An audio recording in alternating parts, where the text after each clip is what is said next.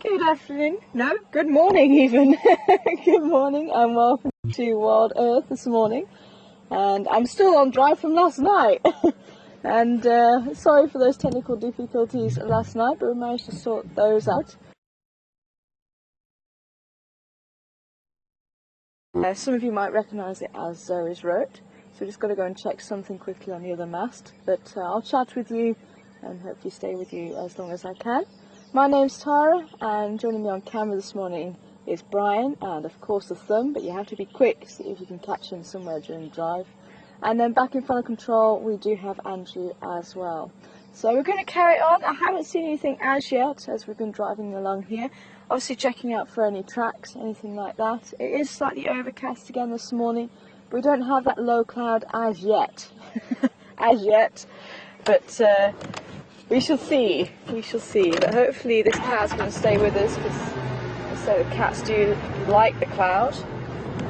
And if you do have any questions this morning and you'd like to send them in, this is a live safari from here in South Africa, and all you have to do is send them through to questions at WildEarthTV, and you can also send them through to the Twitter account at #safari. And obviously don't know what's going to happen. It is live, it is a safari. Just around this corner we could meet a leopard, there could be a lion sitting just behind this bush here, so anything is possible. Some of you were able to witness the amazing sighting of that elephant yesterday, and we did actually see him last night, and I came around the corner, startled him, and he was like, oh, what's going on, what's going on? Now remember, he's a bull in must, and I stopped. I'm sorry mister, I didn't realise you were there. And we backed off a little bit, and he kind of had that look about him that maybe he could do something. But I started backing away slowly, and he was like, oh, okay, cool. And obviously we just talked to him as well. I said, okay, Mr. Ellie, we're sorry. And he started going and using his truck to go and find the marula fruits again. And it just really made sense to me that he really was quite a calm bull for being in must. And he was a gentleman. He really was a gentleman. Oh, hello.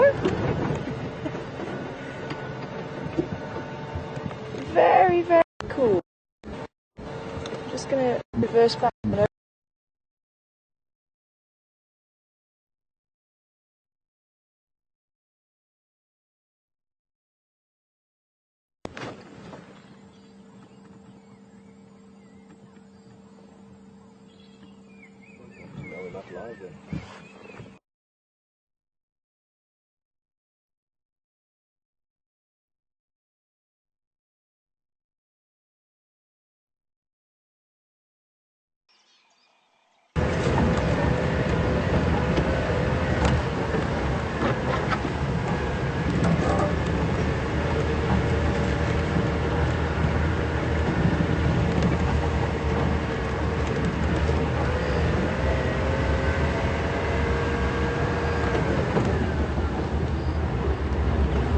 Just found the hyena, probably a female,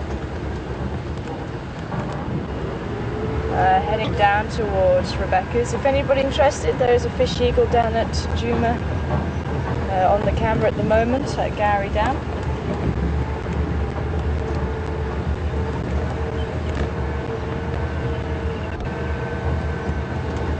We've been hearing them, but every time I go down there it seems to disappear. Lovely to see it properly again.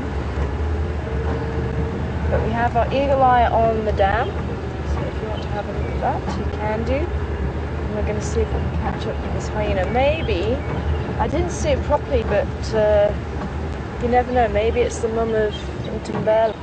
And if we can find her, maybe she'll take us to where she's got Ntumbela hidden.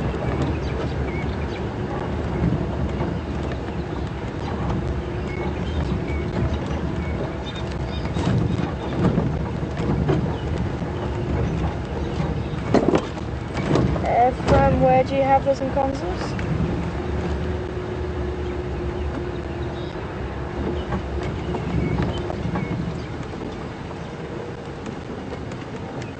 From come in.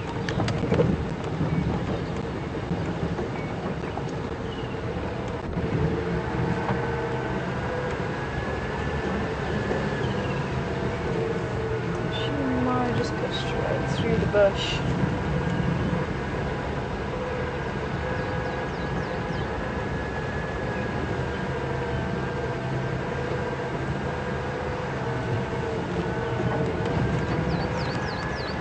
She was walking at quite a pace. Just checking along the road here, but also in the bush.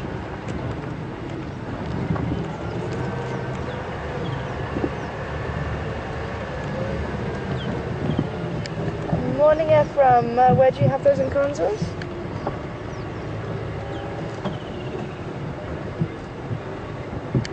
Copy that. Was there a lock on Philemon's Cup line?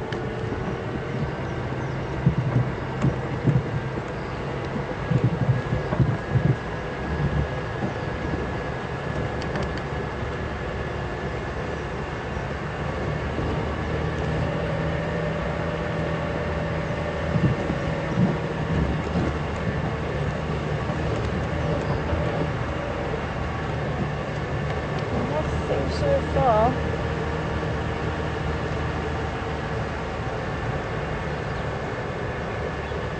No, they stayed in the bush here, so I'm not picking anything up on the road at all.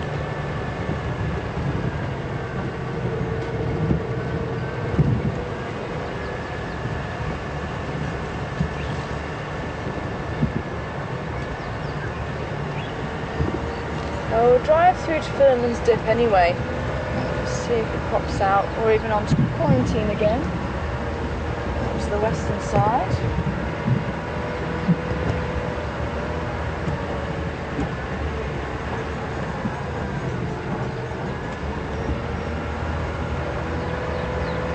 So when we did get to the hyena den yesterday, we didn't find anybody there, but we didn't stay very long. So it was just as we approached. We had the problem.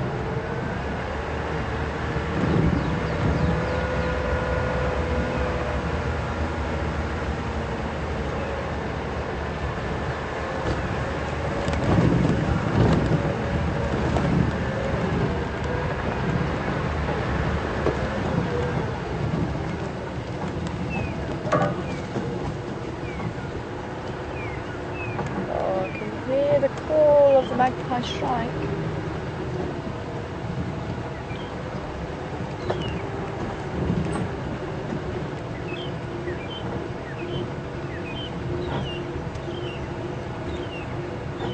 I can hear you.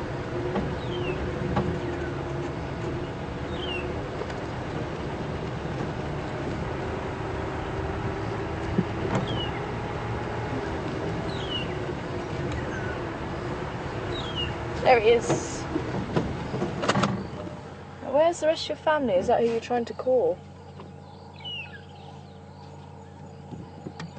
Can you see him just at the bottom branch there? Oh, there. Yeah. Oh, not so far away.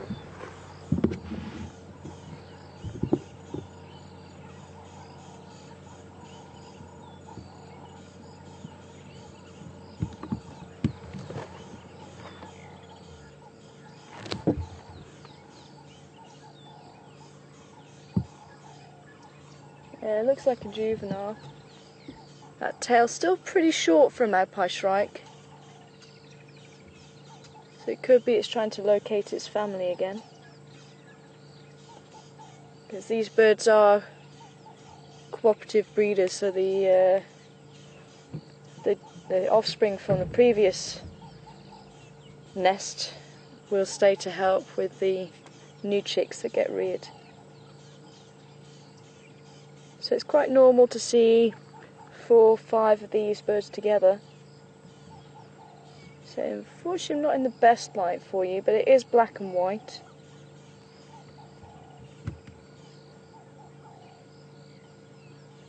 And obviously now we're here, it's being very quiet. It's got such a beautiful liquid call. I'm just checking behind us just in case we've overtaken the hyena. Which I suspect we might have done, but I'm hoping maybe if we go around to the Quarantine or Philemon's Dip, we'll just drive up that side. Maybe we can catch up with it again.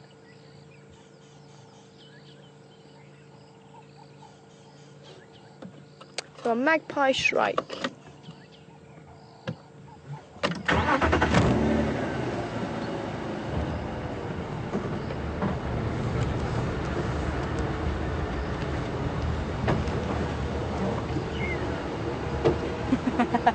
Of course, there's another member of the family.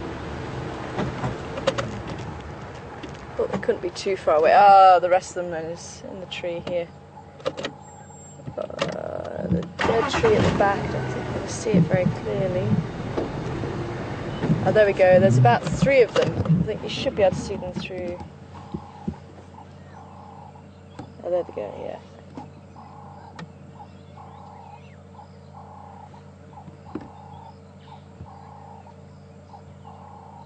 You can see the tail on this one much longer than the one we've just seen.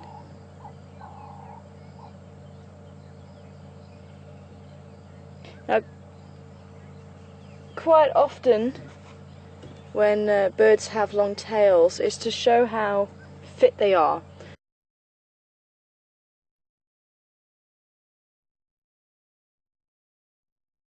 During the breeding season, birds will grow the tails to show off to the females and show how fit they are because they can support this long tail. So the widers as well often grow quite a long tail. The paradise flycatcher is another one. And apparently even the swallows, it has an impact on the fitness. So the swallows can have minute differences in the tail length. And they've even done an experiment where they changed the tail lengths of the swallows, and the females could tell if the tail was changed ridiculously long, and they wouldn't select for them. And so what they'll do, they'll just take a little bit of feather and just add it to the end of the tail, or cut the tail slightly, the tail feather, so the bird wasn't in any pain. But quite amazing. Oh, there's a woodland kingfisher joining them as well now.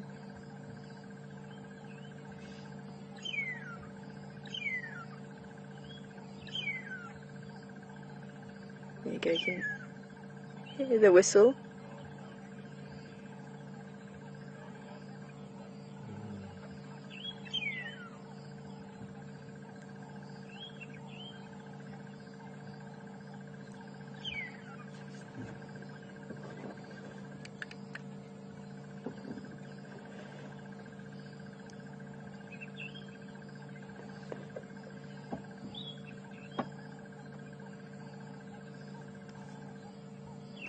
But certainly if they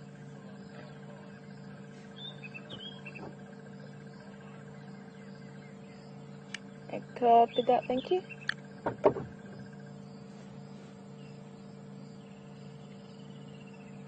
But yeah, so if they extended these swallowtails just a little bit, the females would select the males with that slightly longer tail. But as I say, if they increased it too much, they knew something was wrong.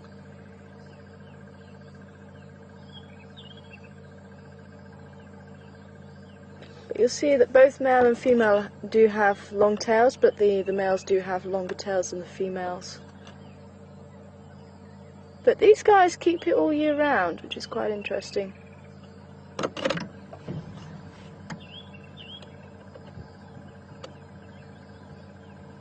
Obviously going through the daily ritual of preening.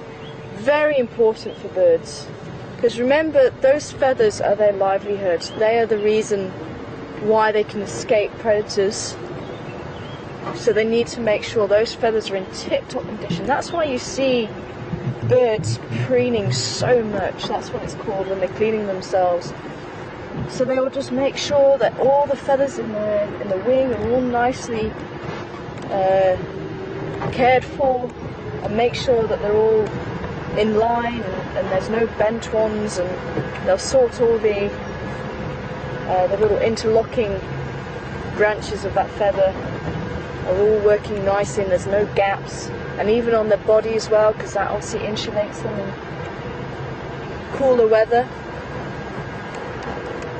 Very, very important. And you'll quite often see the bird turning around and putting its beak towards its back, and that's where it has a gland, and that contains preen oil. And they'll wipe the preen oil on their beak, and then they'll use the beak just to put the preen oil all the way through the feathers. So that's when you'll see them kind of using their beak and kind of combing through their feathers, and it just puts this oil on, and that helps to waterproof the birds as well. And it's supposed to contain some form of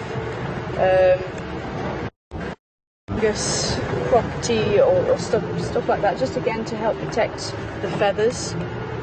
But they do need other assistance as well, and that's where they might roll in the dust to try and get rid of parasites and use ants and things like that. Certain birds will use ants.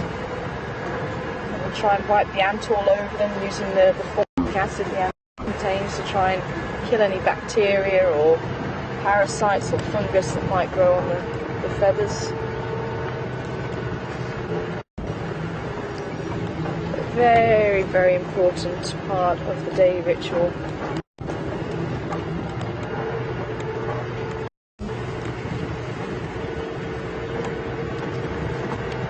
Well, after that, yeah, I'm making my way back to the quarantine.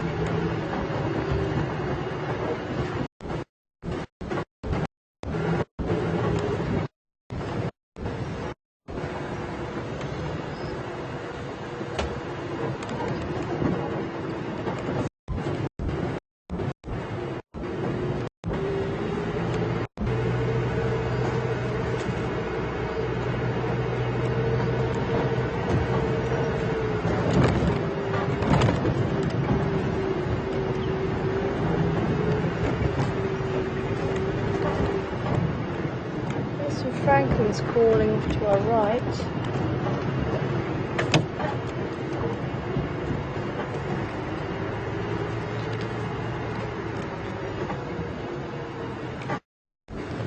Very hyena track going that way.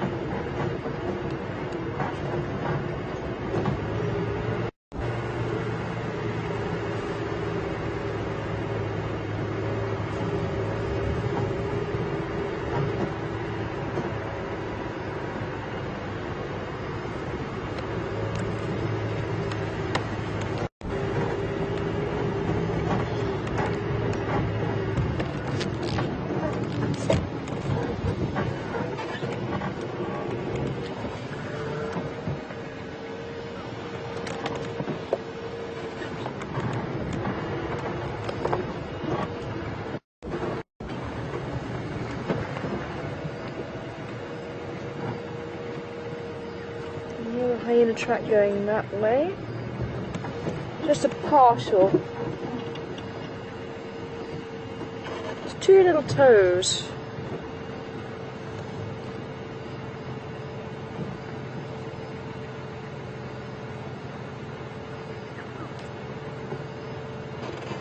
Yeah, a couple going that way. Might be worth us checking in on the hyena den at Zoe's Road again at some stage.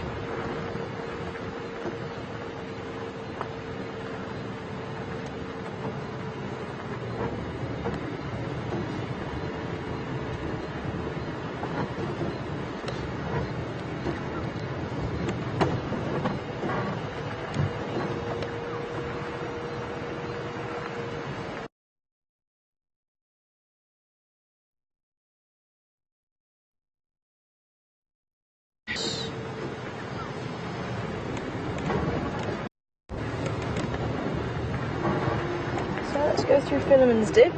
Let's see if we do hit it lucky with this hyena.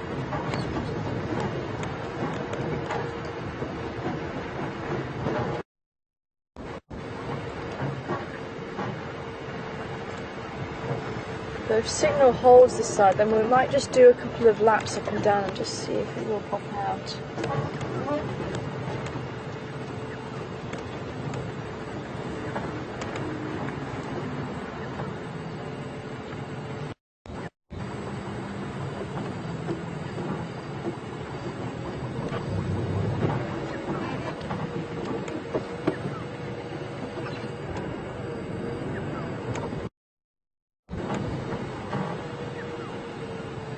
And we've got your it for this morning.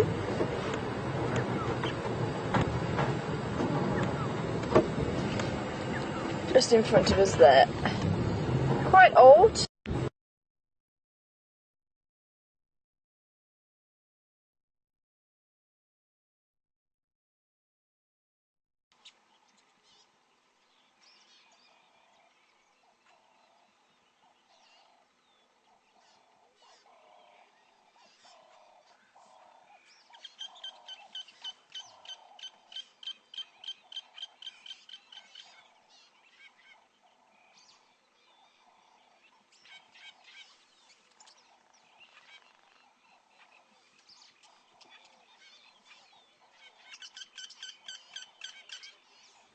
Hello everyone.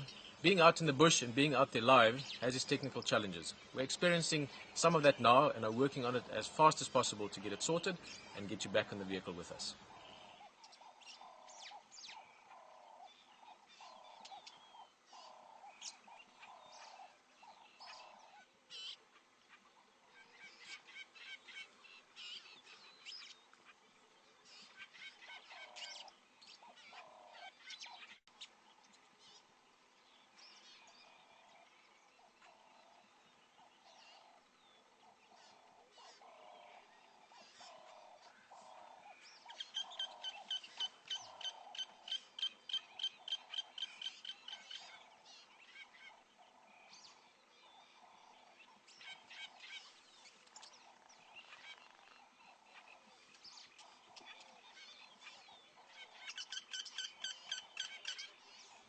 Hello everyone. Being out in the bush and being out there live has its technical challenges. We're experiencing some of that now and are working on it as fast as possible to get it sorted and get you back in the vehicle with us.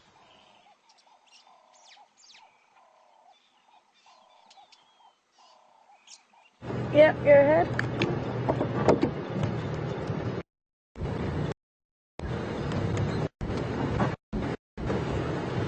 Welcome back everybody. And sorry about that. I think we in the dip in the shortly, I hope. Ooh. Sorry, Wendy.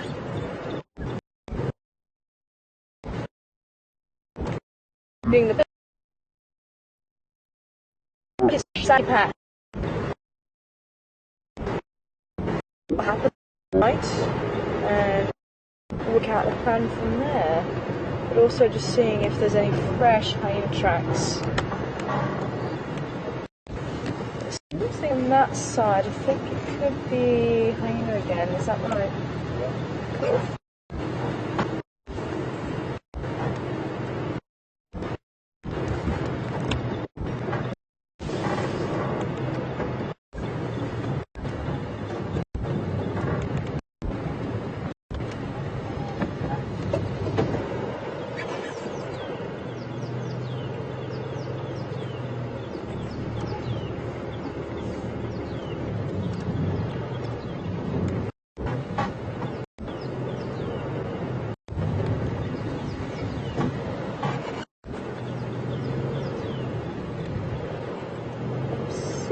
A funny little track. Just not clear enough to really show you guys. Very long fingers. Almost says to me an otter or a marsh.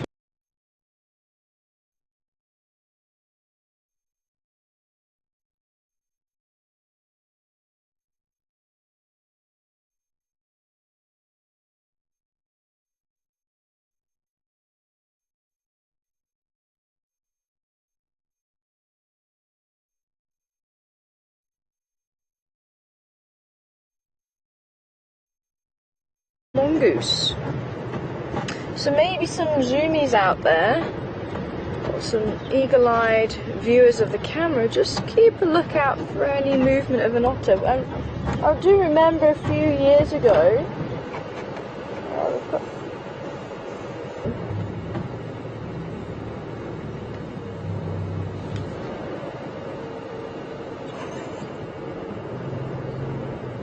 but yeah, we did have something that looked vaguely like the movement of an otter in the dam. We don't see them very often. But funny enough, I picked one up on the area that I'm researching as well for the very first time on camera. And he's quite big. Their head to the base of the tail, they're about that long. So they're pretty big.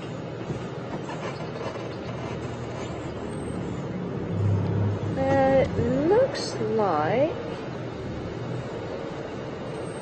we had a genet coming through here. Looks, well, it's about the size of a house cat, the genet. Rings around the tail, a bit like a ring-tailed lemur or an African civet. I think that's why some people do get them mixed up. The African civet's actually much larger. About that sort of length again and that sort of height. Whereas the genet, as I say, is like a small domestic house cat. It is part of the cat's true fact, its claws.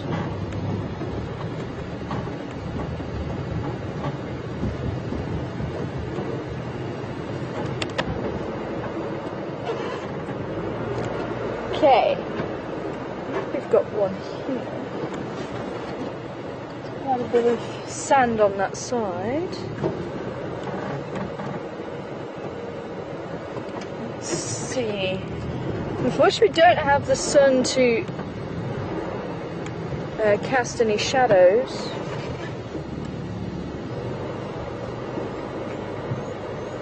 It might actually be a bit difficult. Might have to resort to the book to show you. Yeah.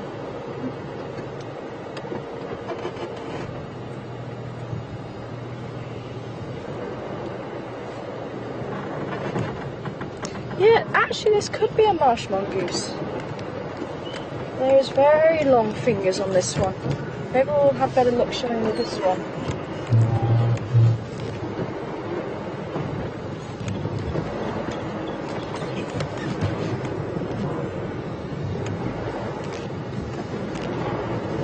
Can you see? Because it's in a slightly thicker sand. Can you see it clearly or not really from this side angle? They say with it being overcast, it's not the best tracking conditions. You do like to have a bit of sun because it casts the shadows. Oh, there we go. Yeah, you can kind of see it there. But it's not very clear. I'll see if I can show you in the book what I'm actually seeing.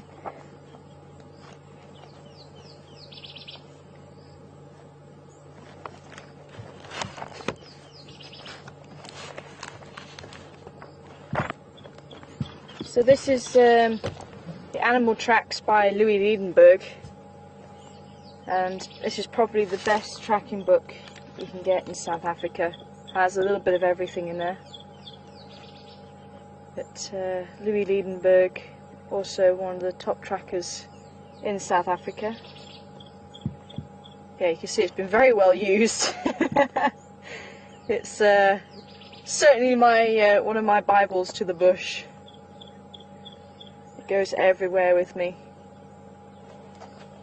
But if I open it up, this is what I'm seeing. So the elongation of the toes. Now if you've been tracking with me before, you'll know that a lot of the time the toes are quite oval shaped, but I'm seeing this long finger, and I'm just seeing that, and mostly that.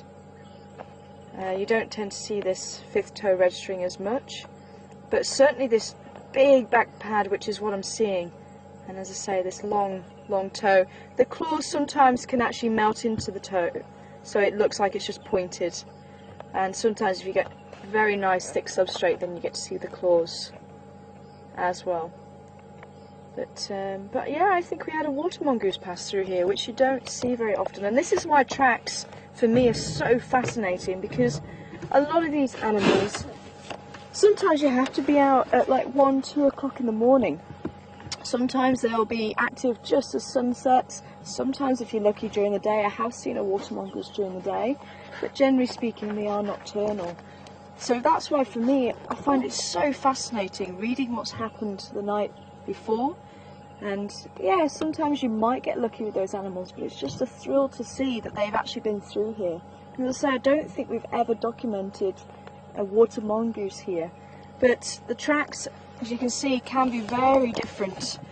And if you know what you're looking at, it is possible to pick up different species if you know the tracks of other animals very well. Now, I'm by no means a master tracker. You go through different levels. You can go from level 1, so that means that you do recognise some of the tracks, and it can go up to level 3. And if you go on a tracking assessment, the assessor will walk along and find a track just like I did, and he'll then circle it and say, what's that track inside that circle? And then you have to tell him. And if you get it correct, then you get a certain amount of points. If you get it wrong, you get points deducted. Now, if you get an easy track, so in the sand, full track, and it's a species that you should know. So a lion track, for example, will be an easy track. So if you get that, then if you get it wrong, you lose 3 points, and if you get it right, you get 1 point. But if you get a very difficult track, now this would be classed as a difficult one because it's a species you don't see very often. So if you get it right, based on the knowledge that you know, and you think, okay, well, it's not something that I do know, but it could be this because of this area and there's water close by and all that sort of thing. That's all part of tracking, putting all the picture together. So where are you finding the track? Okay, I'm right next to a thick bush, so I'm likely to see these species. Near the waters, the water where I know there's fish in the water, so these species might be attracted, that sort of thing. So you have to go through all that. And if you get that track right, then you get 3 points, but if you get it wrong, you only lose 1 point. So it's pretty fair, and then you have the intermediate ones as well. So that's how you get your levels. Now, if you get 100% on your tracking assessment, you can then qualify to go on to be a senior tracker, and then you have to go and do that. And it's the same process again, I believe. I've never gone through it. Maybe one day I'd like to do my tracking assessment again and see if I can't get the 100%. Because I haven't done it for quite a number of years now, and I know myself my tracking's definitely improved from when I first took that exam. I think it was about 6 or 7 years ago. So yeah, but I was on par for 100% even then, but then I made a couple of blonde mistakes. It takes quite a while. It's about a day and a half, sometimes 2 days, and it does take a lot of your concentration. It's quite amazing. But your whodunit, as I say, let me see if I can find it in the book. I say, unfortunately, it's not great weather, but I have been talking about it. Oh, just to show you with the otter, this is why it could have been the otter. Now again, you've got to remember that you don't always see what's in the book. So this is the clawless otter which we're likely to see in this area. So if I take that part away and that part away, that one again doesn't always register, then if I turn the page over again quickly, oh, she says quickly, but of course, there we go. So if I turn the page over, so if I do that again, I'll just try and show you quickly. I've lost my page again. So have that in your mind, and then quickly, look how similar that is. So that's why I try and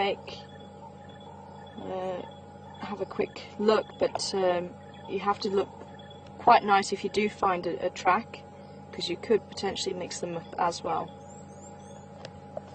And that's also why I looked down the sequence. That's what I was doing. So when you see me stop and then I'm starting to drive a little bit, I'm looking down the sequence just to try and see if I can get more detail, because the more detail you can get, the more accurate you can make of what you identify the animal.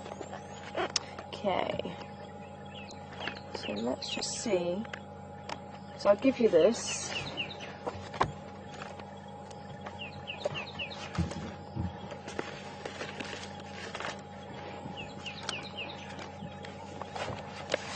There you go. So this is what we were seeing.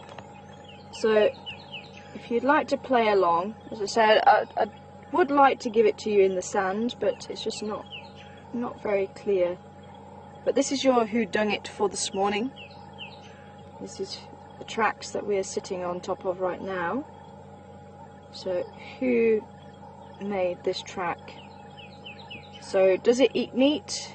Does it eat vegetation? And I'll give you a size. Oops. The people might have just been sneaking and seen the one at the top. I'll give you a size estimate. It's about that big. So that's the front and that's the back. That sort of size. So front and back. So questions at WildEarthTV. Put in the subject line what you think it is. Hashtag Safari Live.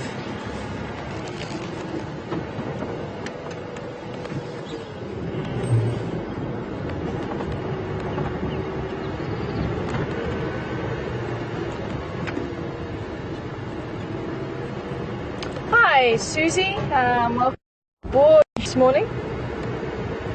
Susie wants to know, what would the water mongoose be doing so far away from the water? The water mongoose can move quite far. I mean, I've actually seen the water mongoose up by me in the mountains, but there are the odd pools here and there.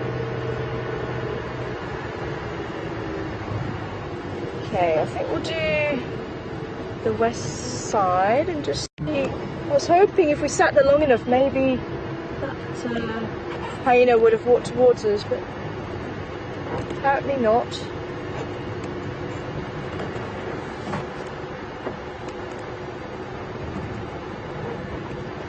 But yeah, it's amazing where these little animals go to. But even though they're called a water mongoose, it's because they do feed on crustaceans, and that makes it quite a big part of the diet apparently. Same with the otter as well, but they also eat fish, frogs and anything aquatic, so that's where they get the name from as well. They also call them marsh mongoose, so they have two names.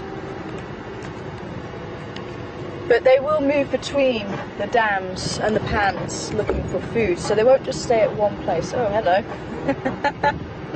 Apparently elephants were here last night, because this was not here this yesterday morning. Silver cluster leaf, it's broken off. I think probably from that tree there. If we're going to get lucky and see if we can find ourselves some more elephants as well this morning.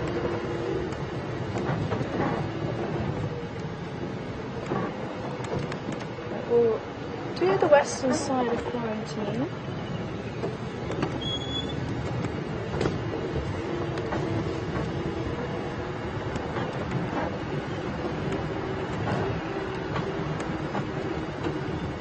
But he's quite a big mongoose, so you might be used to seeing the dwarf mongoose, and the dwarf mongoose are about that sort of size.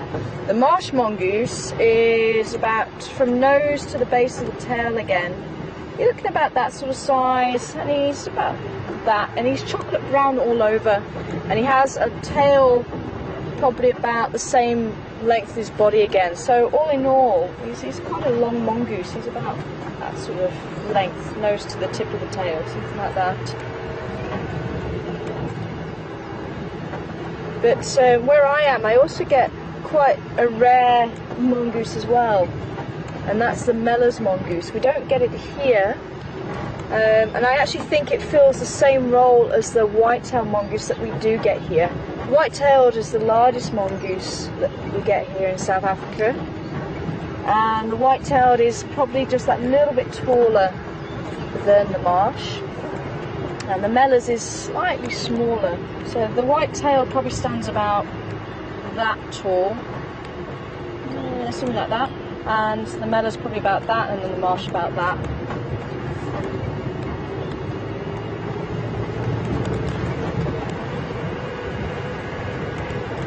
But the Mellors is two-toned. It's fairly light.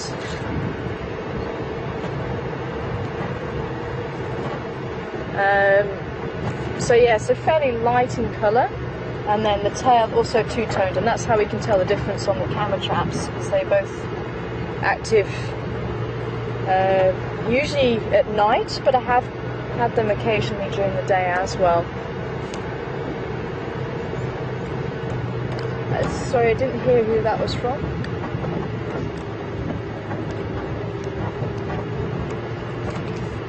Linda in California. Thanks, Linda, for the information. Apparently there was an otter around.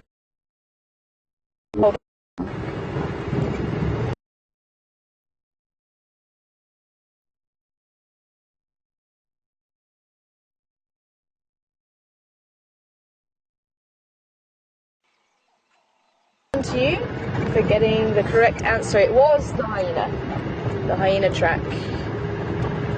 Well done. And still no sign of the hyena that we found on Zoe's.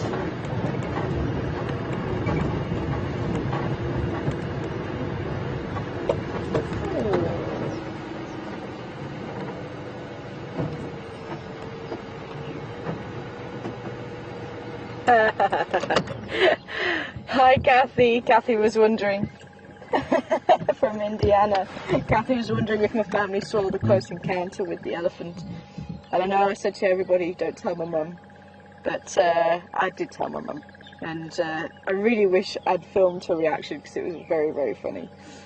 But when I explained to her what happened, she understood, and she was like, oh, okay, cool, and he obviously wasn't being aggressive towards me. So yeah, so she's been sent the screenshot that a lot of people have been sending in. Thank you so much for that. So she's going to put that up on the wall. But yeah, definitely had to share that one with them. I stopped here because we've just got a few flowers left from the season on this tree. And this tree, we do get it all over the savannah area. Oh, I can hear the birchall's cuckoo calling. The rain's on its way at some stage. But yeah, you can see these beautiful yellow balls, and they, oh, when they're in full bloom, it is just stunning.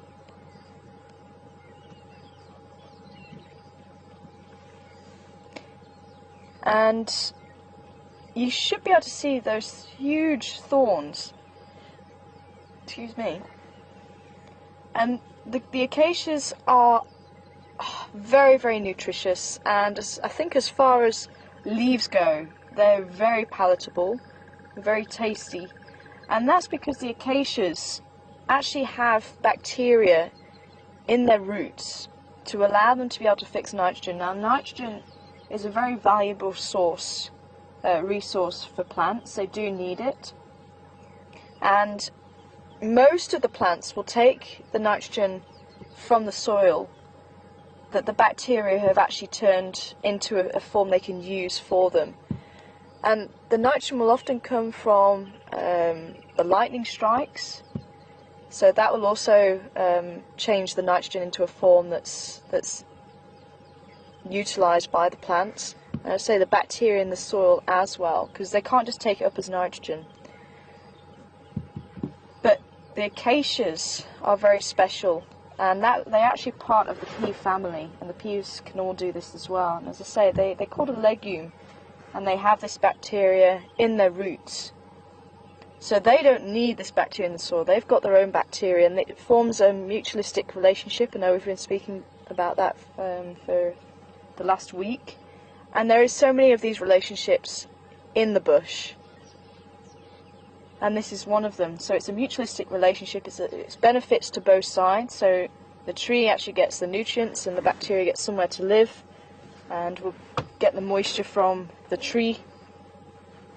And once it changes this nitrogen, the tree can utilize it and grow, and that's what makes them so palatable and so nutritious, and that's why the acacias need such a formidable defense.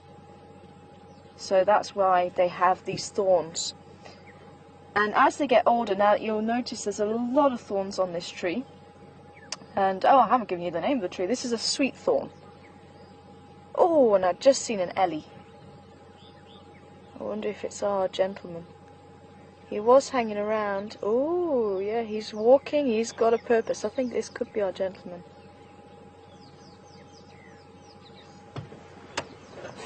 See if we can maybe catch up with him as we go over the quarantine, because we may lose him. But yeah, so this is the sweet thorn, and I will tell you a little bit more as we go. I'll try and catch up with this Ellie.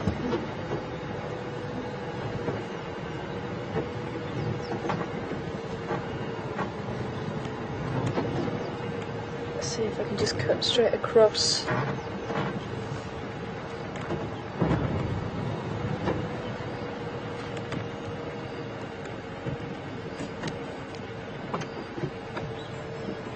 You see he's putting his trunk up, and it could be that he's caught the scent of a female that is an estrus. Oh, let's turn direction again.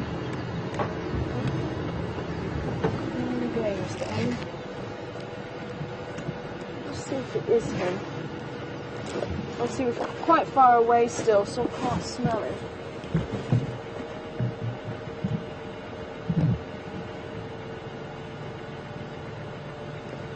Don't worry, I'm not going to try and relive the encounter that we had yesterday. Well, once was close enough, but it's still be nice to see him.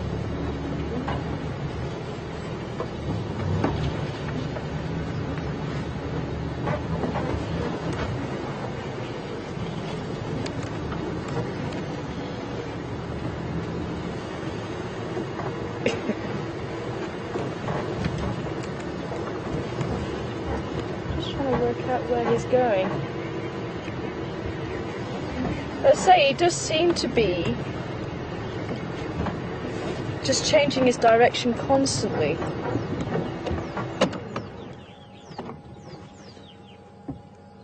And I think that's what happened yesterday as well, because he was changing his direction constantly. There was no... Yes, I'm going... You can just see actually, like I was just saying, he was actually heading down towards Gary Dam, and now he's completely changed his mind and headed in the opposite direction. Now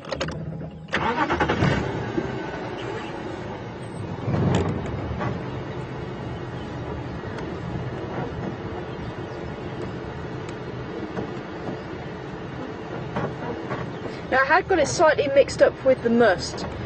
They do go into must for longer periods as they get older. I forgot, I thought it was the other way around. I say it's you must excuse me, sometimes just not using the information for over 3 years, it does get a little bit jumbled occasionally. But yeah, as they get older, then they go into must for longer periods of time, not the other way around. Just let them know that we have bull here. All stations 1 and below. West side quarantine.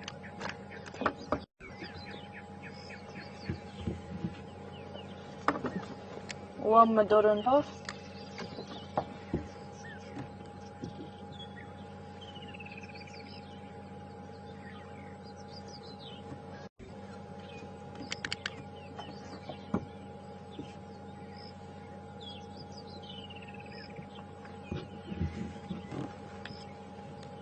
Actually, I think this is a different bull.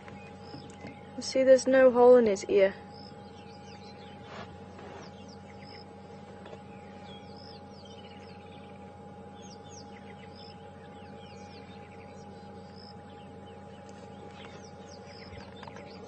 So yeah, so when they're younger, usually in their 20s, they can go into must for about, well, for a few days, maybe up to 2 or 3 months, and then as they get to the 30s, 40s, they can be going into must 7 to 8 months sometimes.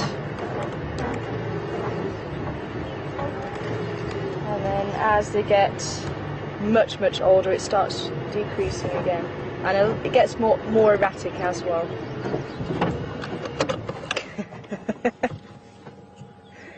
I think that was at the drongo there. And again, we're still keeping our distance. I can still see his temporal lobes were weeping slightly as well.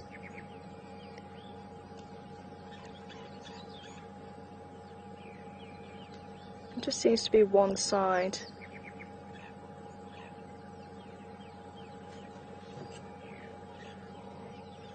And interestingly enough, because I was also doing a little bit of reading yesterday as well again, just to refresh my knowledge.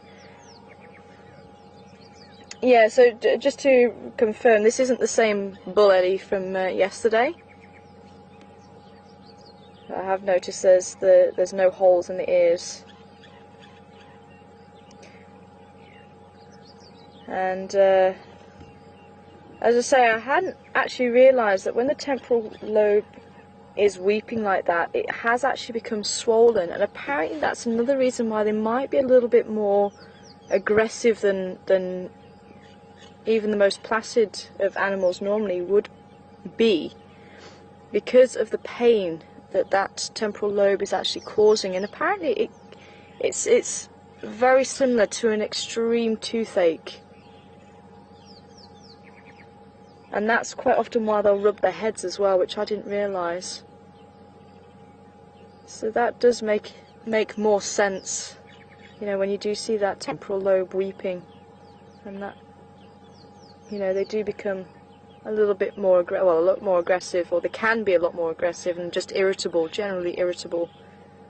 So that could have something to do with it. And that's the temporal lobe you can see just behind the eye, and that's a good sign when you see it weeping. Now this isn't weeping as much, it could be that it's just finishing his must cycle.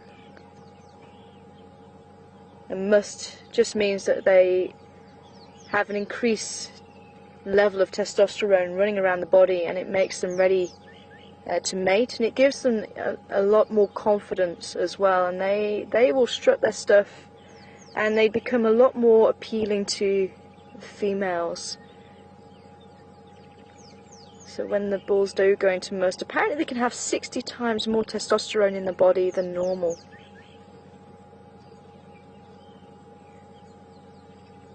So they are willing to fight anything and everything that gets in the way. And as I say, that's why they'll be more irritable. Even to the smaller animals, you know, they'll chase off the impala and the warthogs as well. And even birds. Let's say you saw that head shake, and the drongo was just sitting behind him.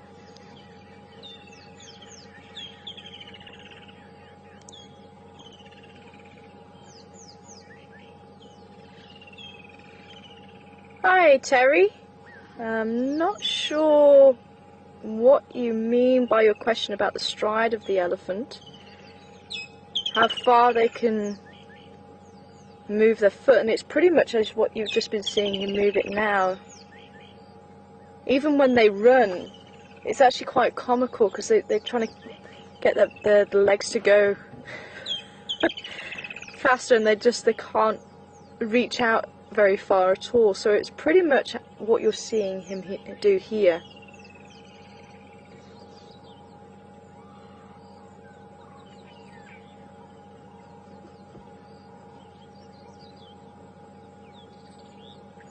As I say, he has done a head shake, he has shown that he's a little bit irritable. So I am keeping my eye on that. So obviously we don't want to antagonise him, but you can see he seems to be quite happy just eating the marulas, but there's no way I'm going to go any closer.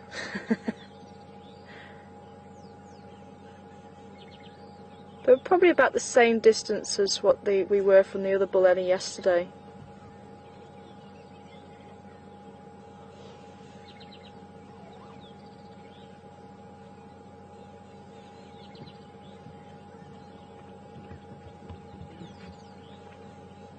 And the little fork-tailed drongo, the little black bird that you might have been seeing.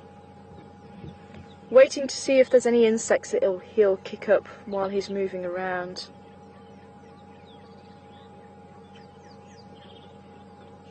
But yeah, they're not able to run like other animals, but they do pick up speed.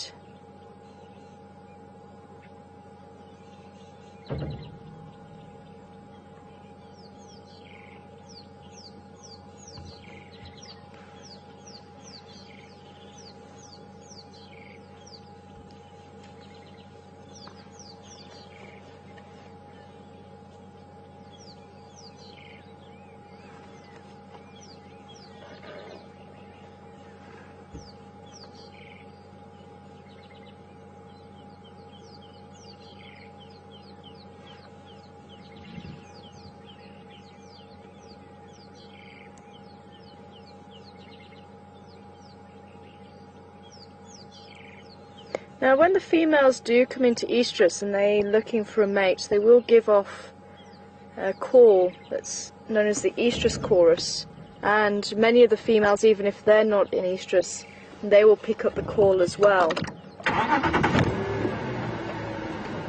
And that is actually a signal to the bull elephants in the area that they're wanting to mate, and they're looking for a mate, and the bulls will try and locate them. And you can see he's putting up his trunk, so it could be he's just starting his must cycle, or ending his must cycle. So there's some Franklin at the back there.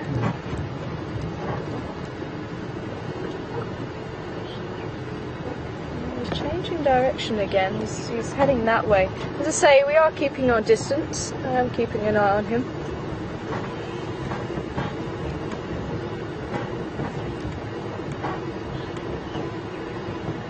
I think we might lose him through the thick of the bush.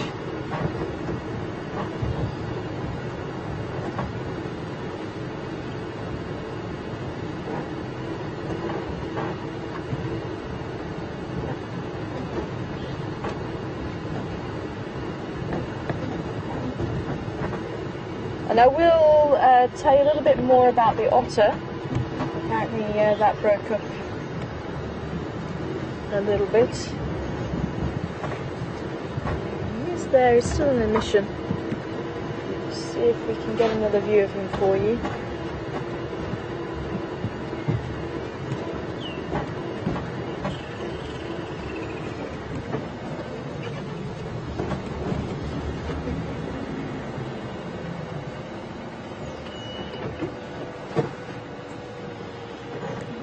Just through the bushes there. I just have seen him, yeah, he's just carried on north.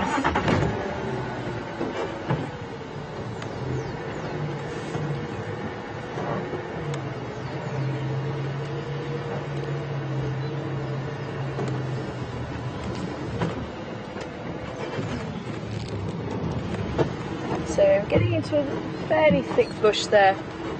So we're going to go around rather than go that way and try and follow him.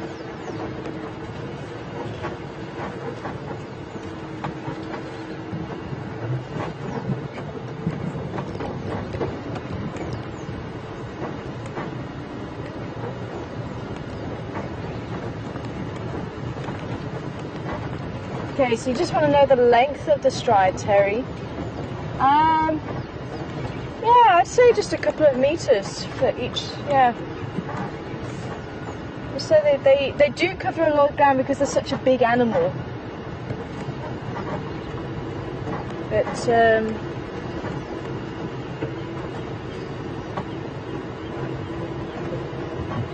yeah, I'd say every time they move the foot forward, maybe just over a meter.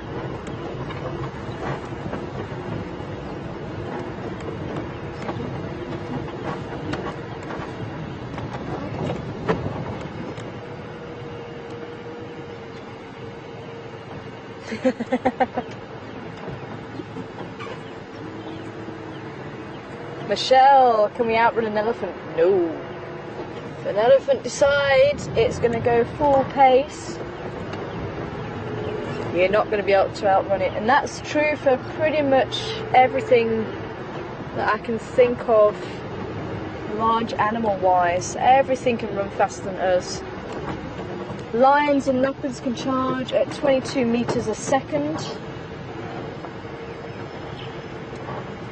I'm just trying to think for the elephants. I think it's about 30 kilometers an hour. But I will have to check that up and say the numbers after 3 years are becoming a little bit hazy. For some reason, the one that sticks in my head, 25 kilometers. Okay, so about right. About 25 kilometers an hour. So it wasn't too far from the 30. I think you can see he's actually just tucked in.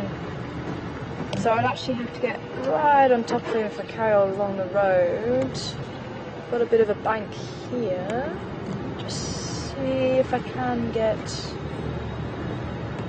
did. He tucked himself just in the side there.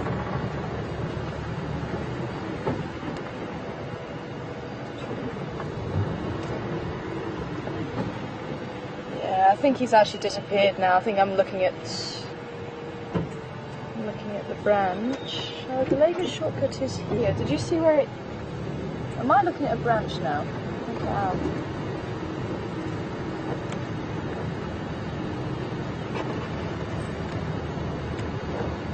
Sorry, can you just repeat that?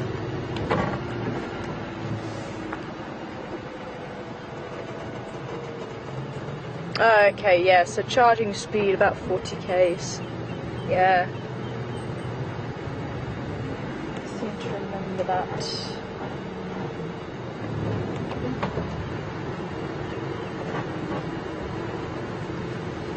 I might be pushing it with the signal here.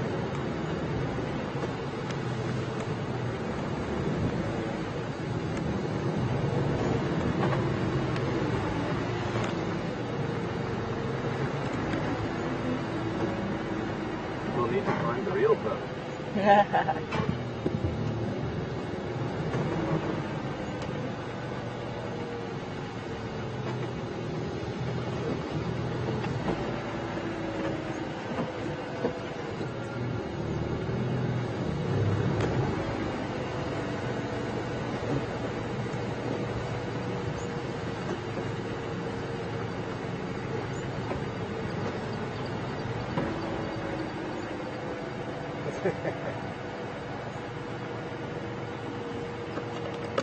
See if I can hear him. But we may have to finish our search. It is getting quite thick here, and as I say, it was getting a little bit irritable. So I was hoping if he was still out in the open here, we might be able to see him. But so I don't want to push our luck either. He did look a little bit irritated with the drongo that was following. You can see the drongo actually disappeared after that. But I thought it was worth a try because obviously this is a little bit more open, so we might have had another view of him.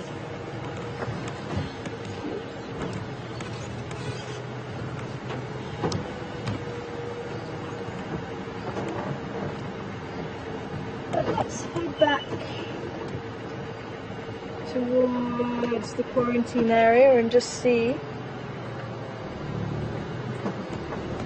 what else is around there.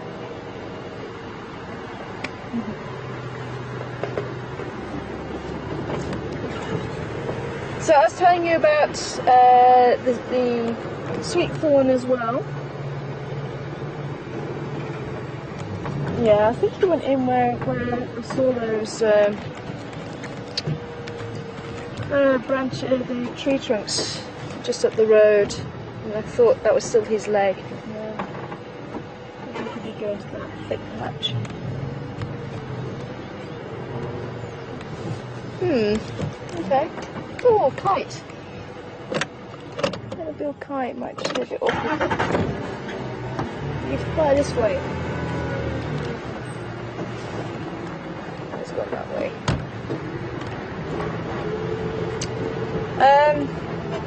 So the sweet thorn gets its name because of the gum that's actually in the tree. And when the tree gets damaged, it'll actually give off or send this gum or sap to heal the wound of the tree. And especially the acacias, most of the acacias you can actually eat the gum, but the sweet thorn in particular is very, very sweet, and that's why it got given its name. And before we had refined sugars, the sweet thorn gum was actually sold as Cape gum, as confectionery, before we had the refined sugars. But now we're so used to the refined sugars that gum doesn't taste sweet at all. You can try it, but believe me, it's not great. But it's still loved by monkeys, vervet monkeys, and galagos.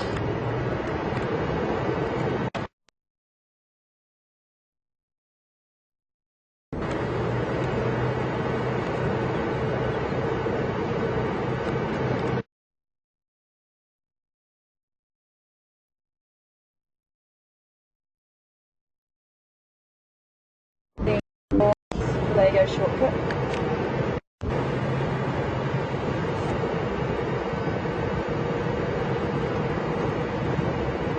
So the otter, some people missed about the otter.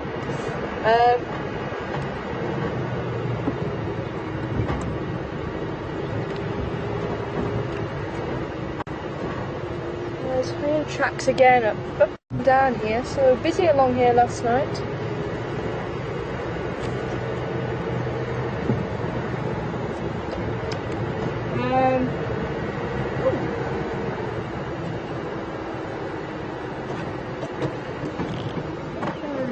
Goshawk flying over with something in its mouth, and it could actually land in this tree here. I think there's a lot of foliage there. You can see him.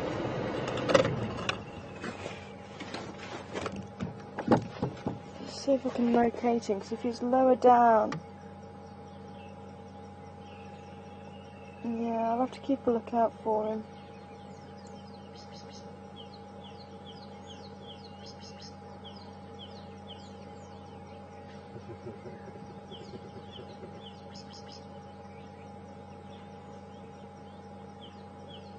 Yeah, I can't see him unfortunately. I have to keep an eye out because I'd love to try and ID who it is.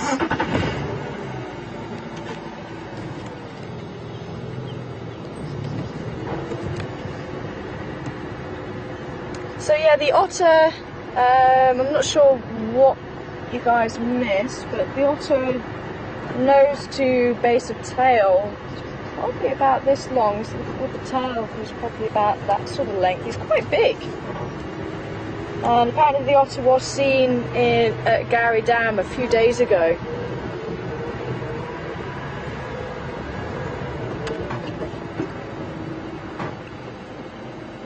So that's really cool news. Otters will be eating crustaceans and fish, anything along those lines.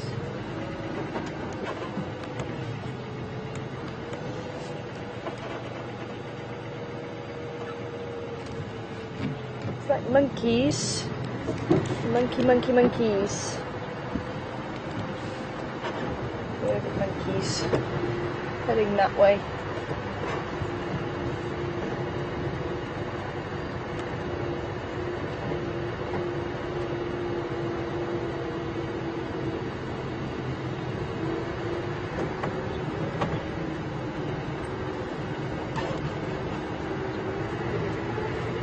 Oh, it's nice to catch up with another bull ellie.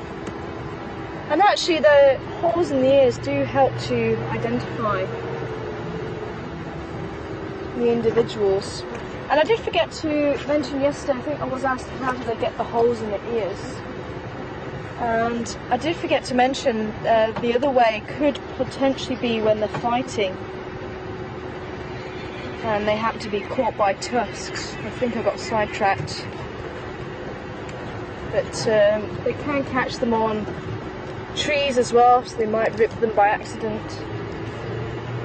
There's a number of ways you can get tears in the... Oh, African monarch again. Just here. Oh, she's going on. Again, quite a lazy flight, so definitely an African monarch. The diadem is one of the ones... Oh, she's gone too far now. Come back! You might just see it fluttering around there. Beautiful orange butterfly. Highly toxic. But the diadem is one of the mimics.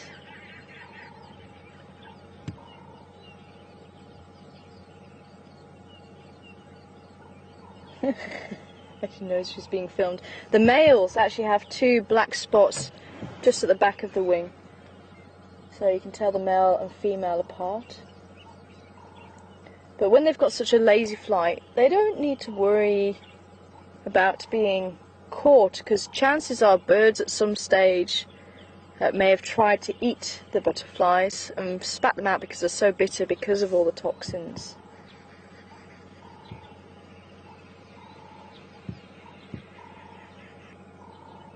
Picked up her speed a little bit, but she was definitely a very lazy flight when we first found it. So the birds would spit it out, and then they would remember, okay, those colours is a no-go area for feeding. And that's how it works. So there you don't need to worry about being caught, because chances are the birds have had a run-in at some stage in their life. So the mimics, who aren't actually toxic,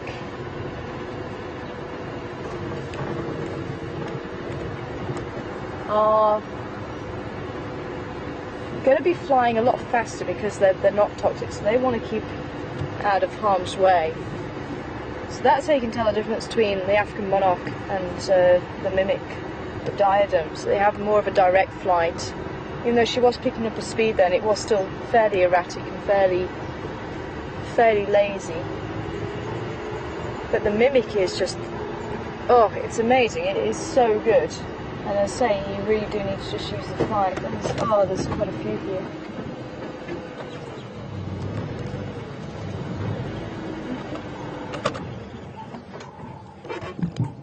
There we go.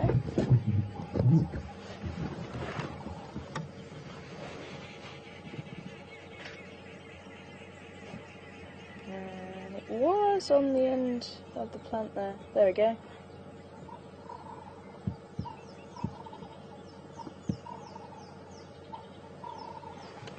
And where they get the toxins from, the caterpillars actually eat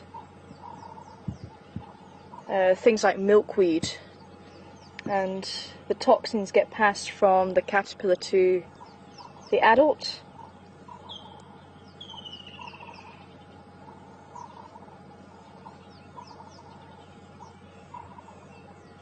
So they have to feed on toxic plants to gain the toxins themselves, whereas the echreas, which are more of a streamlined butterfly,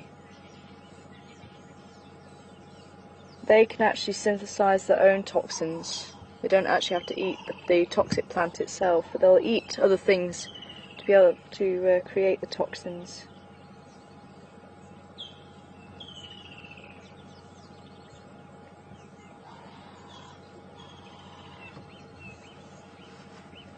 And somebody was asking about monkeys. Monkeys and where are they? And what species do we have here?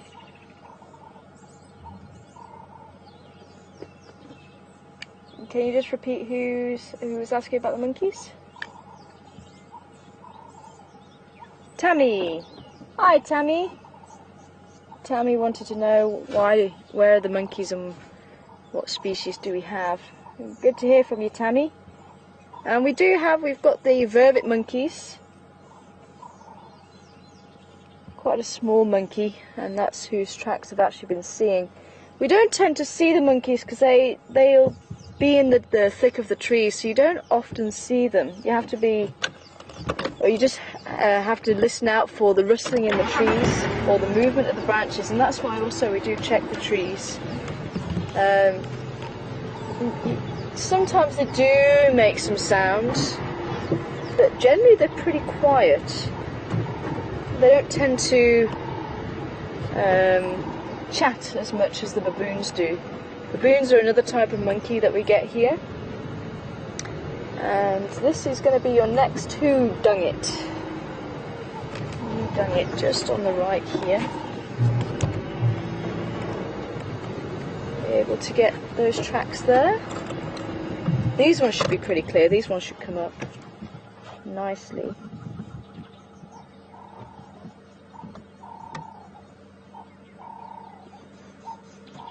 Yeah, there we go. Now a giveaway for this one, there is quite a lot of them, so that should help you. Again, remember where we are, we're on quarantine, so that should help you. So questions at WildEarthTV, what animal is this? Hashtag Safari Live. And if you are sending the email through, just put in the subject line what animal it is. Whodunit, this is your second question for the morning. And I don't need to use the book because that is nice and clear. And size wise, you're looking about that sort of size. Quite small.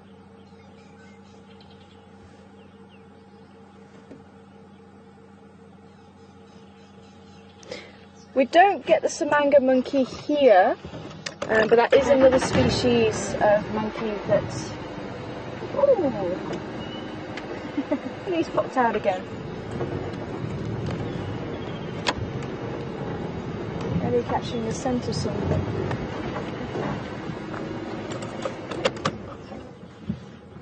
And it's another bull ellie. I wonder if it's the same guy from back there. You can see he's walking very proud. Yeah, I think it is. Yeah, I think it is. He had a slightly shorter tusk. You following us, mister?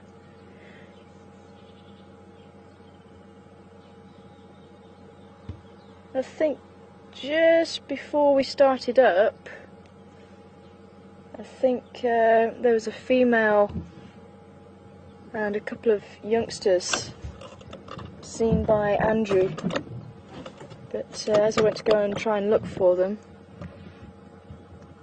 we then changed our plans.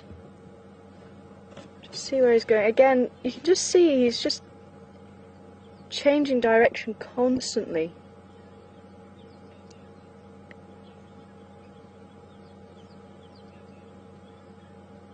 Louis and Linda. And apparently everyone on Twitter also got it right. Well done, everybody. Great to hear you're getting your tracking eye in there again. It was the impala.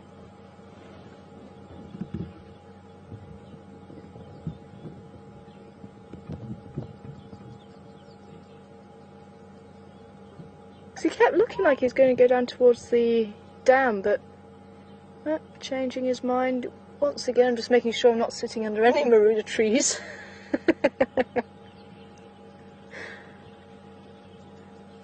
Just so I don't give him any cause to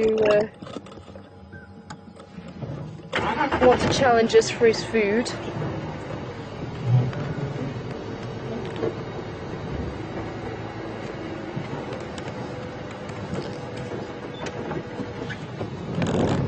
But as I say, yeah, certainly walking very proud, and he definitely has a different manner about him than the bull yesterday. He does have something to prove, so that's why I'm definitely keeping my distance. Even more so now. Oh, waterbuck, hello.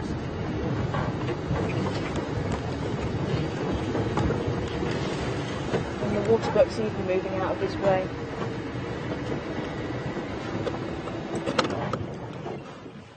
Hello, beautiful boy. Look at it. He's a beautiful bull. Wow. Horns on him are amazing. And check all the ridges on the horns. Now this actually stops the horns. When they lock the horns together, those ridges actually stop the horns from slipping. Because when the animals do fight, I'm going to try and catch up with him again. But when the animals do fight, it's not a case of who can try and kill the other. It's not all about that. It's not actually the reason why they fight. It's a test of strength. So that just helps the horns to interlock, and then they can start pushing each other backwards and forwards. Ooh, what have you seen? Check the ears. He's just starting. His ears have gone forward, and his nostrils are flaring. He's just picked up something. Oh, he doesn't like whatever's there.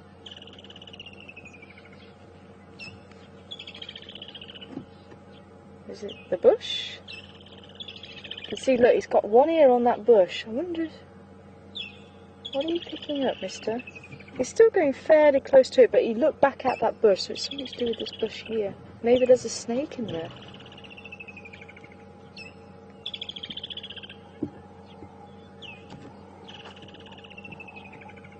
Now, waterbuck are associated with water. That's where they get the name from.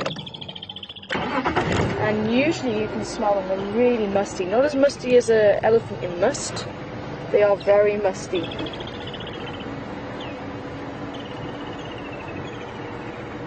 and it's thought that the meat is not very tasty to animals because of this musty gland, and that actually helps to waterproof the fur, and it's that oil that smells. Oh, I can smell him now, can you? What was in this bush here?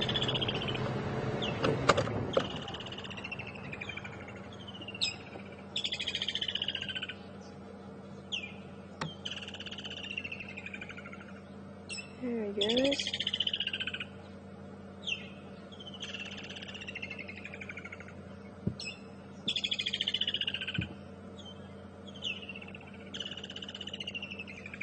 The kingfisher's calling all over quarantine this morning.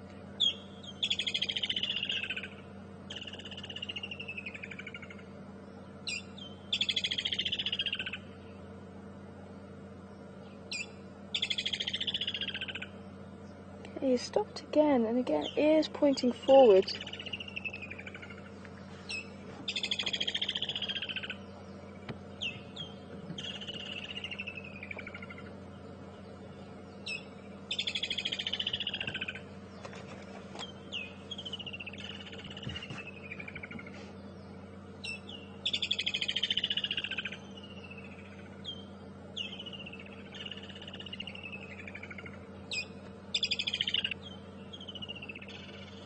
Now, waterbuck bulls are not very tolerant of other bulls. They're highly territorial. It could be that he's just left his territory to come and drink. But I'd say he would have a prime territory. He is such a stunning bull.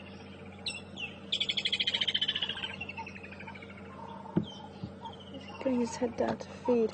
And just right next to the bush where he stopped, I'm not seeing anything in there.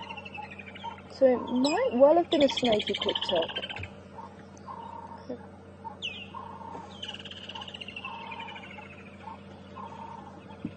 Oh, you are stunning. And you can see that beautiful white circle around his rump. Very characteristic of the waterbuck. I say quite long fur.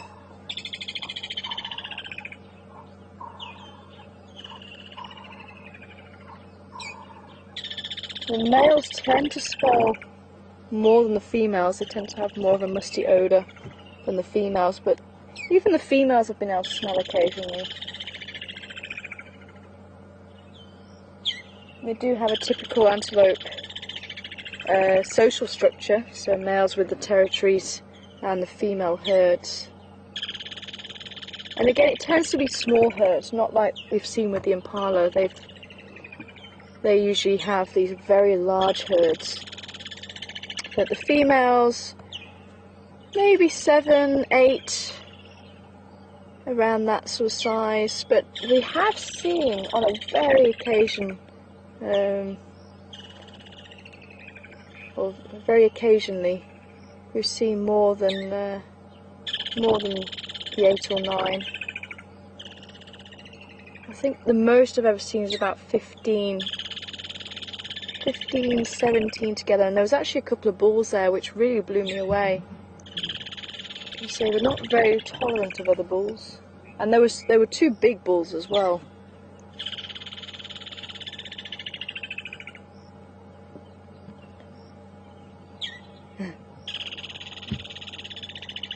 The woodlands kingfishers definitely have a lot to say this morning. And let's see if anybody could get the idea on this bird this morning. And again, preening, getting ready for the day, preparing the feathers, and just occasionally you might see the head just turning back to the base of the tail where that preen gland is.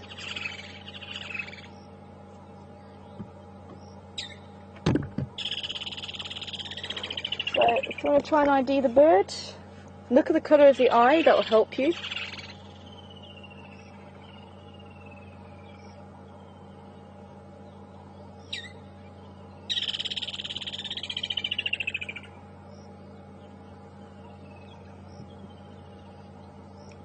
So questions at WildEarthTV, what is that bird?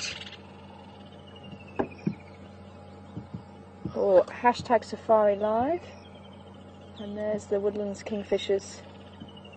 I think there was a pair just in the tree there, and there was another one that flew off. Possibly the baby. They do come back to South Africa to breed, and then they'll head back to the centre of Africa for the winter period.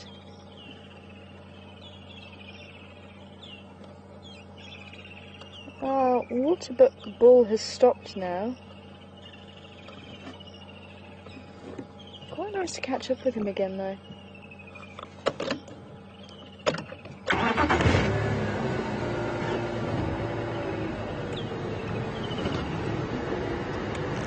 Then we'll see if we can maybe have another view of that Eddie bull. But it was on the other side there. We don't get to see the waterbuck very often. Oh, what's that soaring in the sky there? You see the little birds mobbing him. Ah, it's the Djuma again, the African harrier hawk. No wonder he's getting mobbed. The raider of nests. So you see a lot of little birds, and there's one or two that are getting very close. And I wonder if they're landing a peck on him.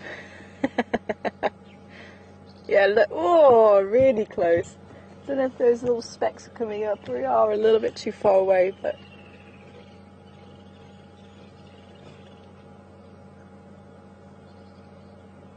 and it looks like he's molting. Now you might have noticed there's a couple of gaps on the wing, and that's very normal. And they'll actually, when they molt, they'll molt the same feather on both wings so that they stay aerodynamic. Because if obviously they have the one, it's going to be a little bit tougher to fly. Occasionally you do see it, but generally speaking, if they are molting and that's just replacing the feathers,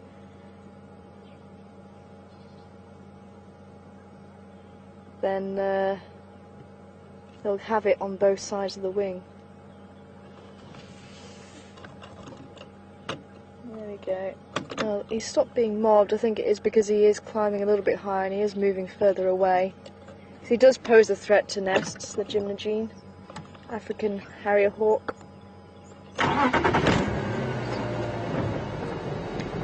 I remember rightly, Djuma supposed to, yeah, I think it was supposed to be Greek for bare face. Maybe someone can check that for us. Bare face, because he does have a bare patch, or bare cheek, I think it translates as. Oh.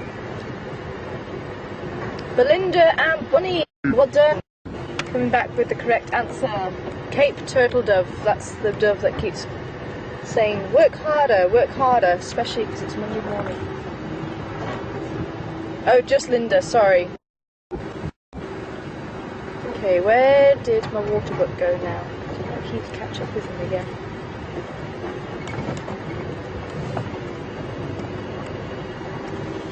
There he is.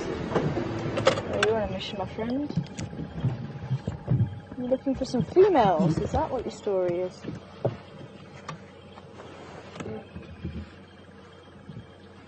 Now he does obviously have to be a little bit more alert because he is on his own.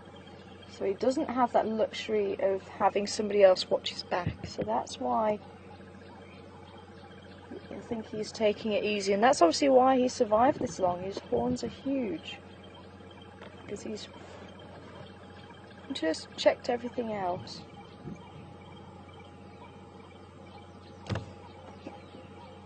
Size-wise, they're probably about the same size as a female kudu. But just that little bit wider.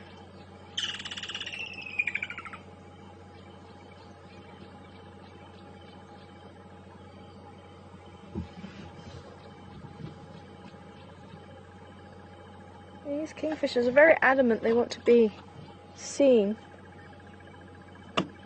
Every time I keep thinking we're going to get a nice view of them, they keep flying off. They just want to be heard and not seen today. But yeah, listen out for the Cape turtle dove. It is very typical. The call of the bush.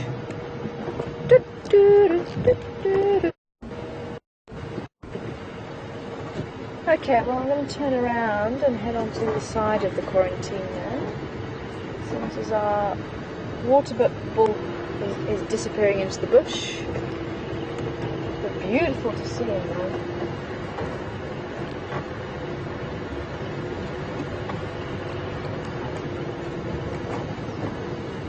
Oh, and I can hear the emerald spotted wood dove. It's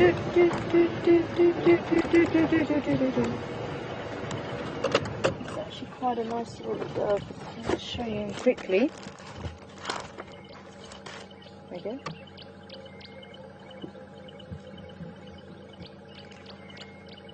Keep a lookout for him for you. 220.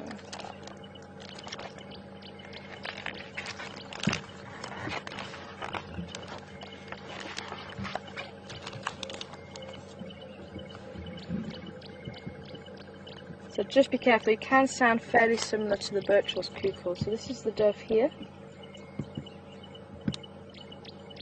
Very pretty, it's got the red on the wings, so when he flies you can see that red. But it's the two little green spots is where it gets its name. And those are metallic. So if you get to see them in the sunlight, oh, they are beautiful. And then the birch-horse cuckoo, which is part of the cuckoo family, but he does build his own nest. So he doesn't do what the other cuckoos do and lay the eggs in somebody else's nest.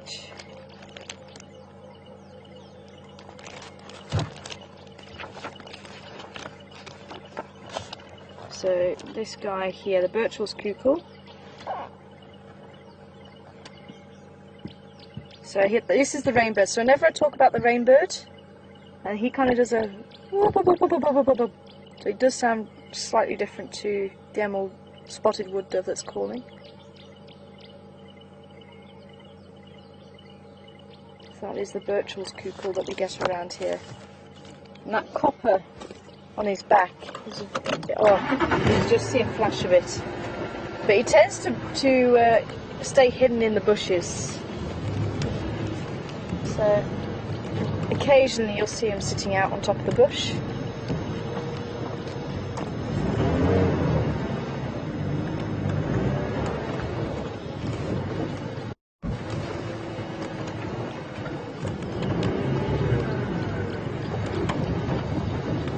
Hear the bleating warbler. Greenback Comotra, I think it's called now. I think I prefer the bleating warbler though. Blip, blip, blip, blip, blip.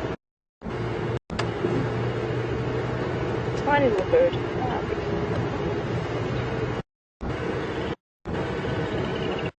Oh, it's no good calling. You're going to have to come and sit here where we can actually see you.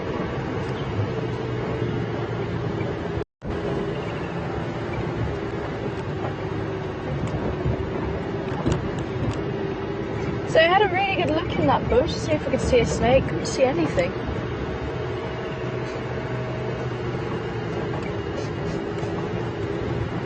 The scent left behind by the water buck, I think.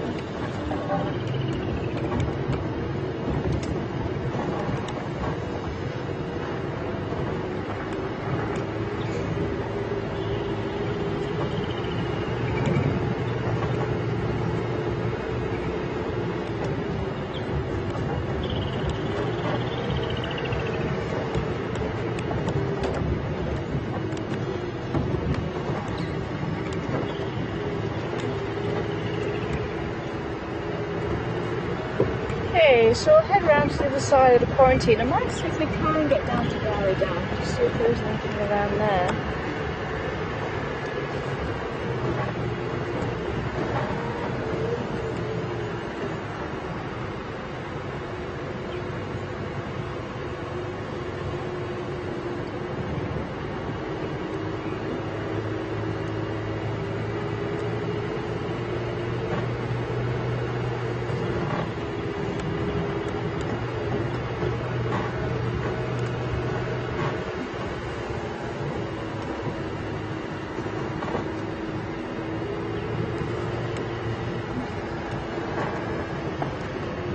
Looks like all the dung beetles are done for the season. I was really hoping maybe I could show you a dung beetle today.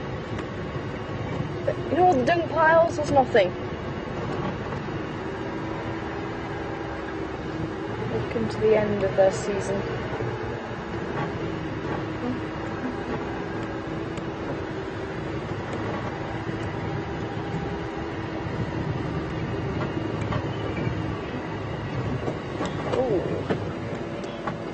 Here's another whodunit. I'm going to grab a piece for you. Just bear with me.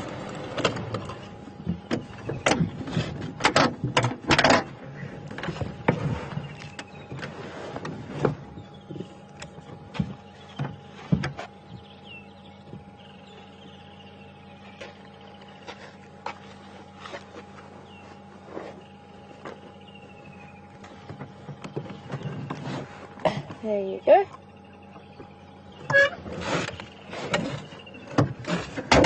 Oops.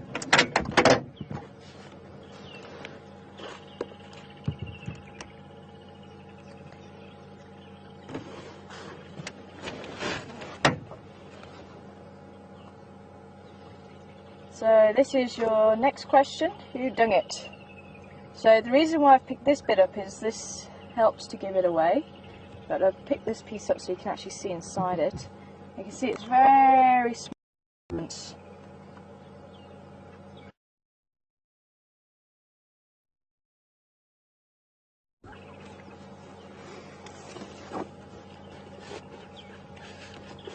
So who dung it? Again, have a think about who might utilise this area. That might help to give it away. And welcome on board to you, Jodie. Oh, I was talking about monkeys as well, wasn't I? Jodie wants to know, we haven't seen any bee-eaters. Why have we not seen any bee-eaters? And we saw the little bee-eater a couple of days ago now, I think. So the little bee-eaters will stick around. The Europeans might have already started heading back. I know my way, I haven't heard them for quite a while.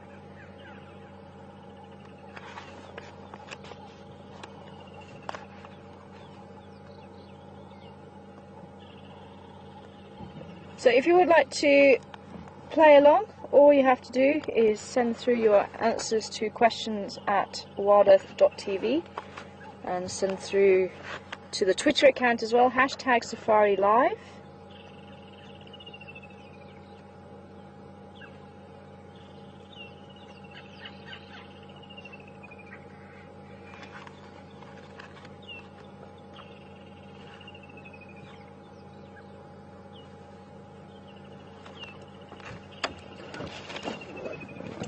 Who dung it? And there is actually some digging here, probably from the dung beetles, because dung beetles have several ways of dealing with the dung. So depending on their species. So this species looks like there was the dung pile there, and they actually dug straight down underneath the dung pile, and they'll just take the piece of dung straight down into the ground. And the reason for doing this is to actually provide food for the eggs. So when the eggs hatch, the offspring actually have something to eat.